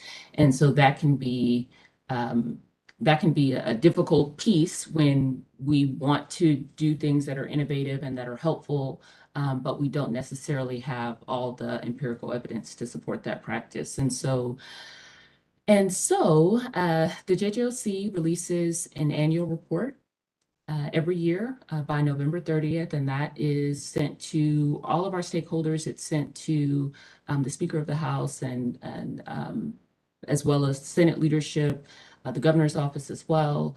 And we are outlining, what's happened over the year, what's worked well, what hasn't worked well, and where we need to move forward. In fiscal year 21, we saw that we had expended programs and services were expended in the amount of 14.6 million. So that was a positive thing, but then, of course, we want to make sure that we're paying attention to that. The other piece that I want to mention is that notice to appears, which are similar to citations, allowing youth to be processed at a scheduled time at a juvenile intake and assessment center rather than being arrested and taken to the center immediately. In fiscal year 2021, 84.9% of youth issued a notice to appear complied, which means that they appeared at the JIAC at the required time, which is a positive thing. Again, we really don't want for youth to have to be in jail if they don't have to be. And so the fact that they were compliant was positive as well. Then the other piece of data that I'll mention is the Kansas Detention Assessment Instrument is used to keep youth out of detention when appropriate. And there has been a continued decline in intake youth. So just 14% being placed in detention driven by the results of the KDAI. And then the other piece that I'll say is that the number of youth placed in the juvenile correctional facilities continues to decline in 2021. In state fiscal year 2013, there were 360 youth placed in the JCF. In state fiscal year 2021, that number was down to 142. So this is a reduction of 61%. And then lastly, staff from OJA, KDOC, and DCF have continued to receive training to improve their knowledge and skills for working with youth. So these trainings have focused on improving understanding of legislative updates, improving interaction skills, and using assessment tools effectively. You can have tools, but if you don't know how to use them, then it's as if you don't have them. The last thing that I'll mention is JJOC areas of growth. So I know when I came on the JJOC, before I was part of the JJOC, currently I'm an employee of DCF, Department for Children and Families. But before I was with DCF, I worked as an attorney, a guardian ad litem, representing children, representing parents in juvenile proceedings and children in juvenile proceedings. And the common complaint that I've heard is that what's happening with the money? You know, nothing, we don't know what's happening. We have all this money, we have these millions of dollars, we have families that are in need, and we don't know what's happening with it. Well, a lot's happening with the funds, a lot's happening with the money. You heard Secretary talk about the 116 programs, and I also provided a spreadsheet that just outlined what's happening in your respective communities as well, and the impact that it's having. And so we saw, as the JJOC, some areas of growth, some areas that we needed to really tell the story about the impact that the funds were having within our respective Kansas communities. And again, just to go back to the purpose of Senate Bill 367, which is not only to keep kids out of facilities, but also to provide programs within their communities that parents and children can have access to. And so that's what's happened, that's what's done, that's what's been done. And so what we then decided to do is to create a JJOC program spotlight series, to where we are clearly outlining in easy to understand English and a one-pager how these funds have been spent within these communities. And so we just kind of have developed the structure of it. We sent out messages to the recipients of these programs, of these grants, of these funds, and asked them to just send in some information. And on your PowerPoint, you can see an example of what the JJOC Program Spotlight Series looks like. It clearly just outlines what the program is, when they were awarded the money, how much money they were actually awarded, what their mission is, the impact that they've had, the youth that they've served, and just some data and some goals. And so we believe that with having this added piece of, again, accountability, of clearly explaining what's happening, so that you as legislators and our stakeholders and Kansans can see how the money has been used and the impact that it's having in the respective communities.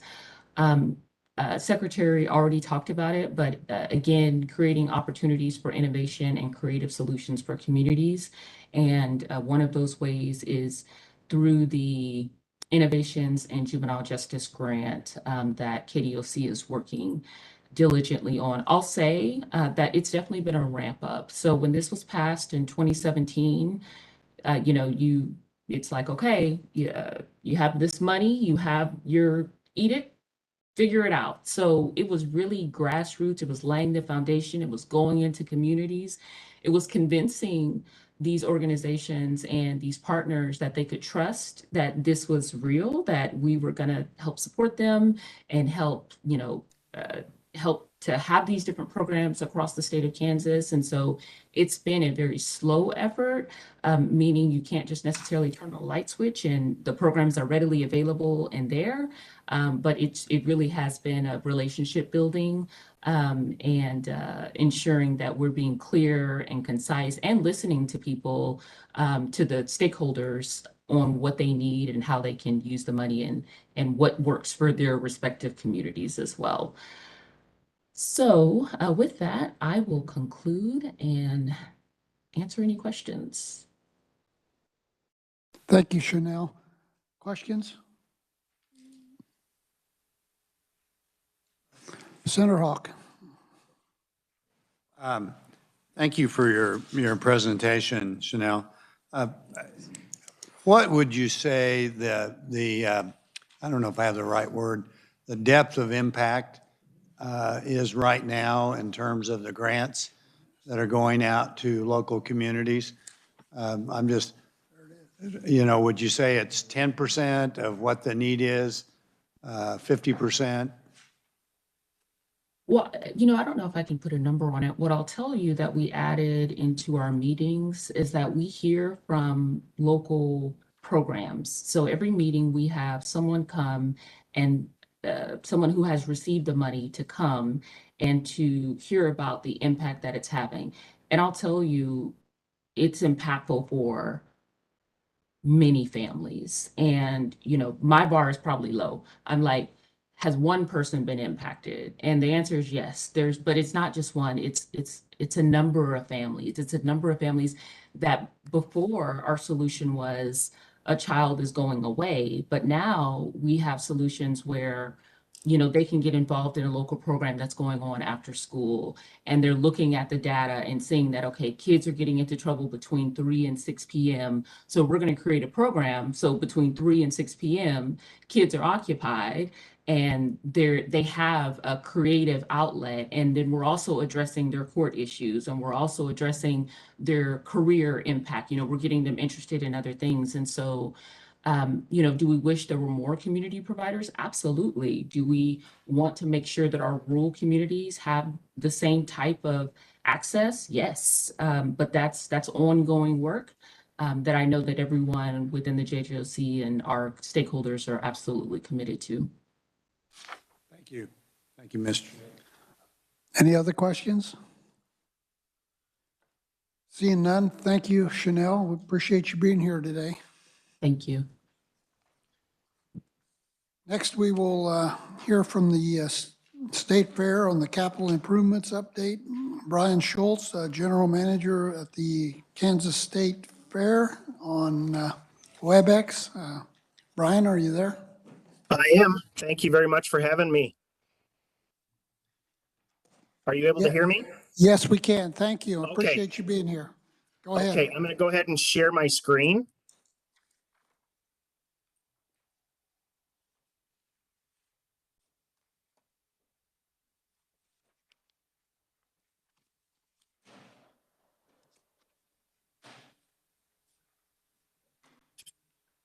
All right, are you able to see the Celebrating All Things Kansas? Yes, we are. Okay. Well, first off, thank you very much. It is my pleasure to be here today to give you an update on what we are doing with the dollars that were given to us after last year's legislative session. So first off, again, this will be the $14.45 million that was given for our programs. So our first, the programs that we're using the dollars for, number one is we had the desire to put air conditioning into our Oz Gallery, which houses all of our arts and special events, Boy Scouts, Girl Scouts, things like that during the Kansas State Fair. Our estimated cost on that is about $250,000. The other one, as part of that project, is Centennial 4-H Hall. Again, air conditioning for roughly $250,000, $250,000. Our Expo Center renovations, right around that $450,000. Then our asphalt renovations throughout the grounds, we're estimating about $2.5 million. The next one is our public address system at the $1 million mark. And then the Bison Arena renovation, our estimated cost on that is the $20 million. We received the $10 million to start that. So that would put in the whole 14.5. So the next step is to kind of break down each one of these areas, kind of tell you where we're at and what we're looking at doing. So the first part is the Oz Gallery and 4-H Centennial Hall air conditioning projects.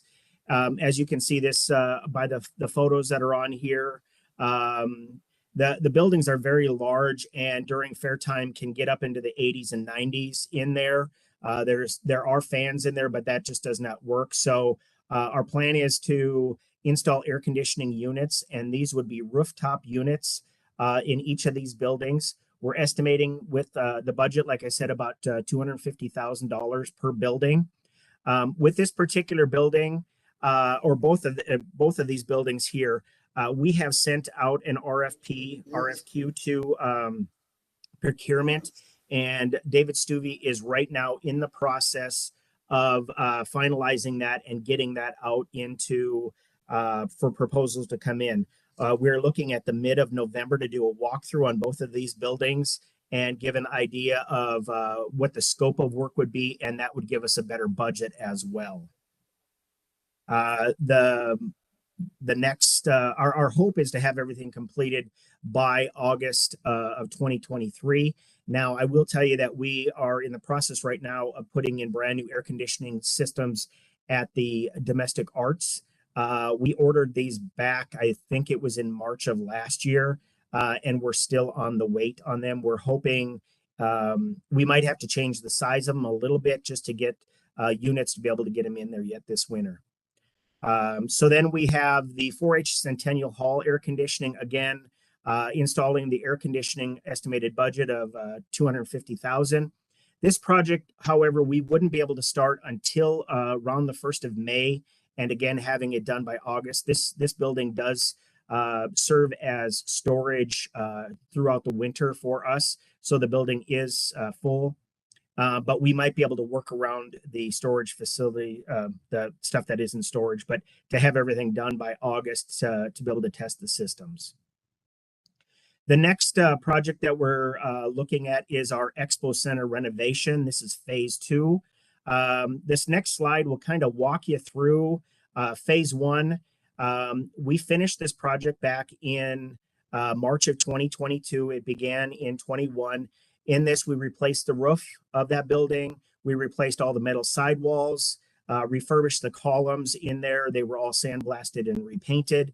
We improved the ventilation in there by placing 3 major fan systems in there. We updated all of our electrical service, installed new lighting, and then this was all financed through KDFA, and we bonded $1.3 million for this project. So that is phase 1, and now we move into phase 2. In this, what our goal is to the wall and dirt area and fencing that surrounds the arena. Our scope of work here is to remove all of the dirt on one side of the building, which and replace it with concrete. Now it kind of just is, it makes a really big mess during a lot of the events. So leveling that out and putting in new concrete is the first part. The second part is the arena itself, finishing up the concrete curb that goes around the whole arena that holds the dirt in, and then replacing the rail on both the sides of the arena as well as on the south. Right now, it's not very safe. The railing is failing really fast, and that's something that we need to get taken care of. We're estimating this part of the project to be about $150,000. And work would hopefully begin once, this is another bid that has been, is in the process right now of being let, and we're hoping to have this project done by early summer. And here's some photos of what I'm talking about here. This curb or the concrete on this is on the north side, and our plan would be to run it on the east, west, and the south side to keep the dirt in. And then you can see from the railing on the second photo, there isn't that curb, so that's where it would be replaced. And then the fencing that goes all around the arena is the other part that would be replaced. And then this final picture is that dirt area over on the west side that needs to be dug out and concrete poured in that. The next part of that is the bathroom renovations. This was one of our high priorities when we first started phase 1. But however, we just didn't have enough money to be able to get this project done. So our plan is to apply epoxy coating, covering that would come probably up to about 4 to 5 feet on the wall. That can be power washed down, and then also replace all the fixtures, the toilets, the sinks, the urinals, mirrors, everything. And then the compartments for the bathrooms, the stalling, and all that stuff being replaced as well. Ceiling repairs, damages, and then painting everything in there. We're estimating this to run about $225,000. Again, starting the work here in January and being done by early spring. That facility is used just about every weekend, so we would do one set of bathrooms and then move to the other. Currently, there's 2 men's, 2 women's, and then 2 handicap accessible bathrooms as well. So this is kind of, will give you what the bathrooms currently look like. They have been painted many, many, many times, but are really showing their wear. So we feel that this would be just adding that cherry on top of the sundae for this facility, because it has gone through so many phases, and this would be the final part of that. The last part of this renovation is to update the overhead doors on the south side. As you can see from these photos, they are in very bad shape. They don't even close properly and are kind of a hazard as well. So we're trying to get those done as quick as possible, estimating for the 2 doors to be about $35,000. Again, time frame would be January. We're hoping, and being done by beginning of spring. The next project that we are looking at is our asphalt upgrades. As you're aware, we're about 275 acres on the grounds. We have a lot of asphalt. We would be milling and overlaying and repairing throughout the whole grounds, or as much as the $2.5 million will allow us. There is a lot of areas that will actually have to be dug out because they are starting to fail real bad, we noticed that during fair time, that they were failing to the point where we'd have to bring in some patchwork or putting kind of an area, because when the street sweeper would come through, it would pick up a lot of the asphalt pieces and create some spalling in there as well. So our goal is to start as early as we can in the spring and finish up right before fair, or if we have to go into 2 fiscal years, we would do it again after fair or into the spring of the next year. But we will take the high areas that are in dire needs and get those done complete first. So our goal is in our capital improvements line item. Every year we have about $125,000 that we have earmarked for asphalt renovation. So in FY25, we would start in some of those areas that we've done in the last couple of years, and then just continue that throughout.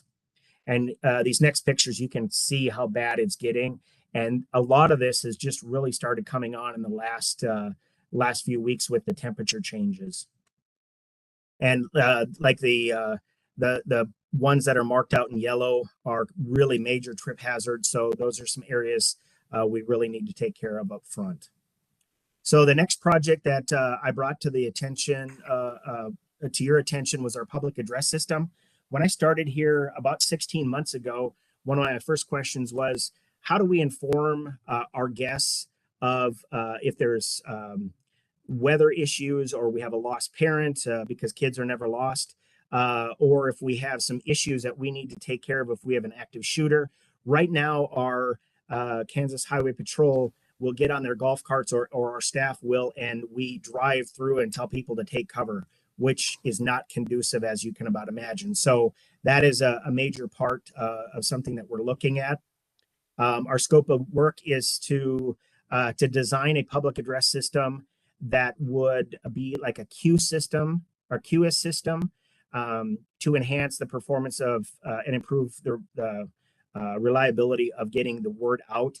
When we're talking about the queue system, this is a system that we have started putting into some of the buildings when we're replacing the sound and microphones and things like that, like in our pavilion, Prairie Pavilion, our livestock show area, our sheep, swine, and goat, and our equine centers.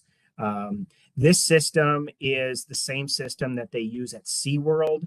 And one of the gentlemen that has been doing a lot of our systems was a major part of their sound team at SeaWorld. So he is able to tie these all together where we can push one button and it will announce in every building and throughout the grounds, or you can focus on one building. So it's a really neat system. The system would include all the servers, the software, the amplifiers, everything else that would be able to give full functionality in throughout the grounds.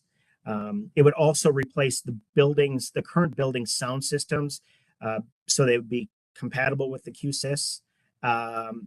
And they would also update them to the point where we could use them for other functions. We are hoping to have it in place, or the vast majority of it, for the 2023 Kansas State Fair, all depending on when the bid actually gets let.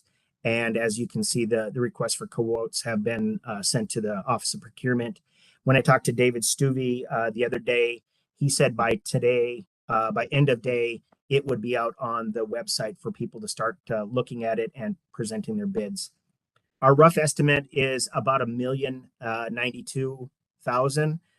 we would take the difference out of our capital improvements to make this project work. The final piece that I brought to the attention of the legislature this last year is our Bison Arena. As you're all aware of, if you've done any walkthroughs on the Bison Arena, it was built in 1937 as our 4-H livestock pavilion at a cost of about $103,000.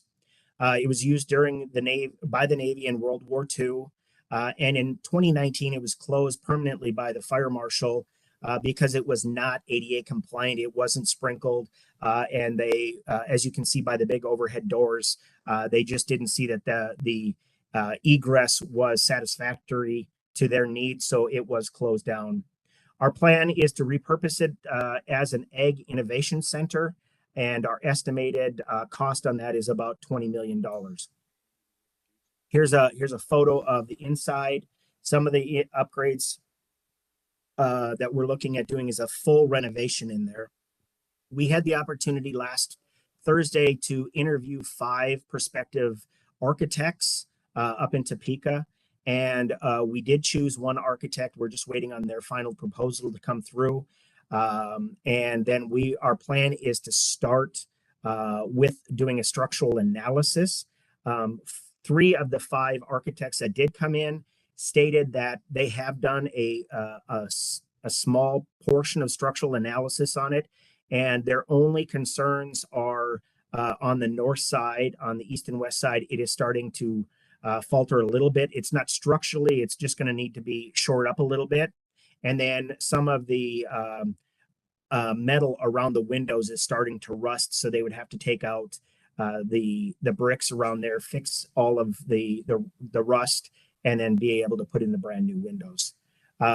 Completion, that all depends on when we get going, what we find with a structural, and then get the architect to help us with some fundraising products that we can take out. And we've had a good response of people that we've talked to, but they just want to see what the project's going to look like.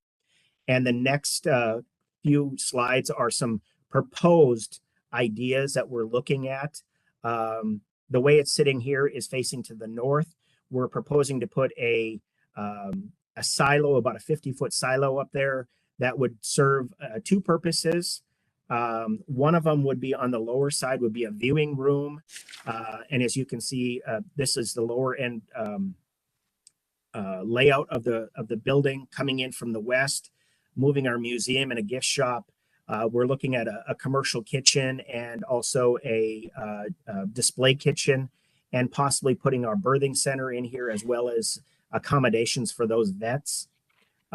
Second floor would be about 5,000 square feet of meeting room, which would open out into the whole floor area. The remainder of the slides are kind of just drawings of what it potentially could look like. As you can see, we do have some greenhouse areas and some places to actually grow some of our Kansas crops, and being able to showcase that throughout the year. Now, this facility, we want to incorporate into a year-round facility where we would bring kids in throughout the state, if possible, or within 150, 200 miles, to kind of educate them on what Kansas agriculture is and how important it is to our lives. So it wouldn't be a one-off thing for the 10 days of the fair. We have a lot of things that we would want to work with different organizations to bring people into this as a learning opportunity as well. And again, you can kind of see what all of the floor area, everything would be movable. So this could be turned into a great room for events. If we have a major speaker, or if John Deere or someone wants to bring in the newest, latest, and greatest piece of equipment to do a showcase piece opportunity, whatever it is. So kind of a multi-use, but an ag innovation center to kind of, again, the whole side of agriculture here in Kansas. So that is the slides, and I would be open to any questions anyone has. Thank you, Brian. Questions? Representative Waymaster. All right, thank you, Mr. Chairman, and thank you, Brian, for being here. So total in the upgrades that we have is about $15 million. And I think that, well, actually, he was my chairman at the time, but Representative Hoffman and I have been hearing this for almost a decade now of the upgrades for the Kansas State Fair. And so finally this year, we're able to do these upgrades.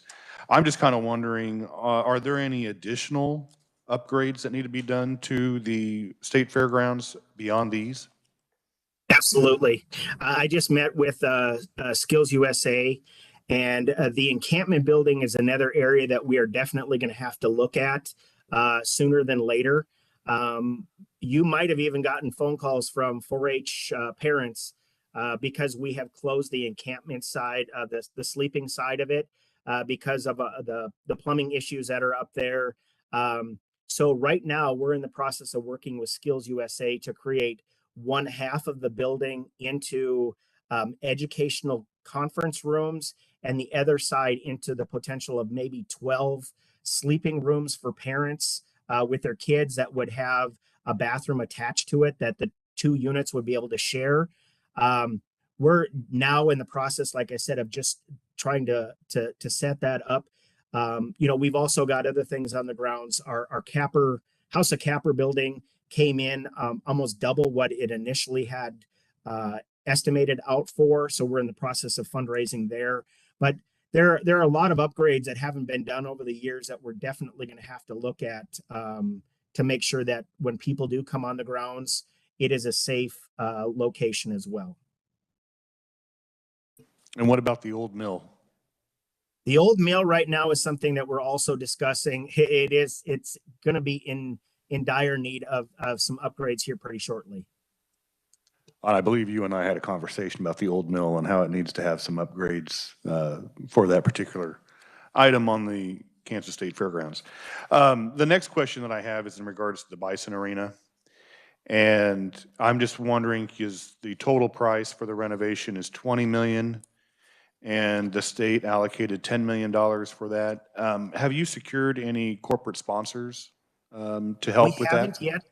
We haven't as of yet. The reason behind that is until we actually have some fundraising materials with this new architect firm, we have been, with FAIR, we kind of got pushed back, and it took almost 2 months just to get all the architects in line. But once we get our fundraising documents in place, we do have quite a few people on a list that we've already contacted and said we would be calling them to set up meetings as far as becoming a sponsor of this building. Okay, We don't you, have Brent. any commitments as of yet for dollars because not knowing the full amount yet. All right, thank you, Brian. Thank you, Mr. Chairman. Other questions? Seeing none. Brian, thank you a lot for being here today. We appreciate it. Thank you very much. We appreciate all that you do for us. Thank you again. Okay, thanks. Have a great day. You too.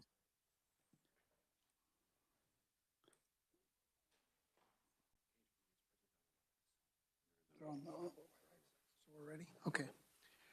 Okay, committee, next we will have a law enforcement aircraft purchase update. We'll start out with Colonel Herman Jones, Superintendent of the Kansas Highway Patrol, on WebEx. Colonel Jones, are you there? Yes, I am. Can you hear me? We can hear you. Go ahead. Thank you. Very good. We've got some success here. Well, I've got with me is Sherry Mackey, who's our CFO, and also our commander of our aircraft unit there, Jason Vanderway. So if there's any questions, we probably of technicality, we've got these other two, but I don't know if you have our slide of the slideshow that we have. We do have. Okay, very good. So just going to the first page there, obviously, when we're talking about the legislative session there of 2022, the allocations for law enforcement aircraft there. So it was 1.6 million for the update of our mission equipment for two of our existing aircraft, 2012 Cessna 206s. That was our upgrades for our FLIR unit that were outdated and had reached their obsolescence there. And then also There was the allocation of 11.2 for the purchase of a new helicopter and a new Cessna Caravan. Along with that was going to be a trade-in of our existing 2005 Bell helicopter and one of our oldest airplanes, which is a 78 Cessna R-182. With all of that, the helicopter purchase was 5.5 million with the estimated costs minus our trade-in of $800,000. And then the Caravan purchase was 5.7, which basically was the 5.75 minus the 50,000 of the trade-in value for those. And then coupled with that, we've got our cost of annual law enforcement aircraft operating funds of $1.3 million. So of those, you go to the next slide. We've got the purchase of also the executive aircraft, which was brought up. That was $9.0 million for that. It's estimated at $10.5 million, but with a trade-in value of our existing 2001 King Air, trade-in value of $1.5 million. That's where we have the estimation of $9 million on the cost of $9 million. And then also for the operating cost of the executive aircraft, 1.5. We were very appreciative of that in that all of our operating costs for our aircraft was basically coming from our fleet fund. $600,000 is what we were using for that. So this allows us to be able to operate and be more effective in our operations of the aircraft as we receive it and move forward with that. Currently, with our purchase, our procurement of these aircraft, we have made the purchase agreement for our Airbus helicopter, so the Airbus H-125. PO has been issued and a deposit of that has been made. For the Cessna Caravan, we've made the purchase agreement that has been signed. PO has been issued, deposit on that has been made. And then also for the upgrades of our 206, PO has been issued. We're still waiting on the delivery and installation of those with an estimation of that taking place in 2023.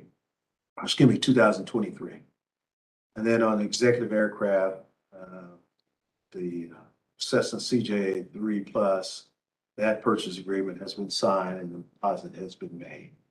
So for what we have is on the last page is pretty much a spreadsheet of all the money that's been allocated and what we've done so far today with those purchases items, right? Basically, we look at it's probably going to be a delivery. It's probably in the latter part of next year, first part of 2024, if things are moving along appropriately as we think. But we figure by the last quarter of 2023, the latter part of that is where we'll take delivery on these products. And for the most part, things have been moving along. Really haven't had much snags other than just making sure that all the I's were dotted and the T's were crossed. Had good communication with vendors, whole process, and working real well with Department of Administration on this process as well. So that's pretty much where we are right there. If you have any questions, obviously we're avail ourselves for any. Thank you, Colonel. Questions? Representative Hoffman. Thank you, Mr. Chairman. On the very last page where you show the actual purchase amounts, so the equipment that has to be purchased, is that going to eat up the total rest of the, or were you able to buy everything less than what you thought it was going to be? So it shows 2.2 million or 2.3 million and 2.5 million on the helicopter and the caravan, but I know to equip them, you're probably looking at another 1.6 at least. Is that what I'm thinking, or? Go ahead, Cal. Mr. Chair, Representative Hoffman, the outfitting of those 2 aircraft, the helicopter and the caravan, is going to eat up every penny of that remaining money. Okay. And we'll likely have to subsidize with a little bit of operating fund, just because the prices that estimated and presented in the budget enhancement, they came from estimates from the manufacturers back in August of last year. Everyone knows what inflation has done since then. So we'll use up every bit of that money and then some. Okay, well, that's what I figured. It kind of surprised me that you were able to get them cheaper than what you thought you were going to. So that's what I was interested in.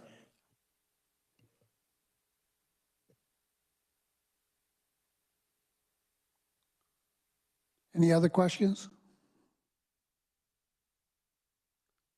Representative Hoffman. Okay, thank you, Mr. Chairman. Since there's no other questions on the air support, I did have something I wanted to ask you about since we have you here. I got a lot of concerns last year from cotton growers who were getting stopped because of inspections on, well, not necessarily inspections. They were getting stopped and saying that they had to tie down their the bales on it's trailers that basically are already ready-made for hauling cotton bales. They've got cradles on each side. There's really no way that those bales are going to go anywhere. And I just wanted to kind of touch base with you, see where you guys are. If I would hope I'm not going to get a bunch of other questions or other calls this year about that. So are you familiar with that issue? Are you saying that they're losing some of their load as they're traveling? No, they're not losing any of their load. They were getting stopped by the Highway Patrol and saying that they had to put straps on them, and they were stopping them, quite a few of them down in the south part of the state, and there's really no reason for those straps to be on there. It's just another added hasslement, I guess. And so I was just kind of curious if you know anything about that, and well, I'll just let you. Do you know anything about that? Well, Ms. Representative, let me take, so that I can accurately answer that, I would probably need to do more investigation to that, to specific to that situation there. I'm not quite privy to that issue at this point in time, but if you allow me, I can get back with you and let you know what our plan is and how we're going about that. Okay, that would be great, yeah. Okay. Other questions? Representative Waymaster. Thank you, Mr. Chairman, and actually, Colonel Jones, I guess that kind of brings up a situation that I have been hearing a lot about in regards to Kansas Highway Patrol inspections in regards to grain trucks. Obviously, we're in the midst of the harvest season, especially in Milo harvest. And maybe this is something that we can discuss offline, but since Representative Hoffman brought up the inspections on the cotton bales, I thought I would bring that to your attention, that I've been receiving a lot of calls from constituents in regards to inspections that are being done on not only grain trucks, but all truck traffic that is going into a particular city. So we can discuss that offline if you'd like. Yes. Thank you, Mr. Chairman. Other questions? Seeing none, thank you all for being here today. We appreciate it. Have a great day. Thank you, Madam Chair. Appreciate it. Committee, any other business from anyone? I don't know yet, Tom.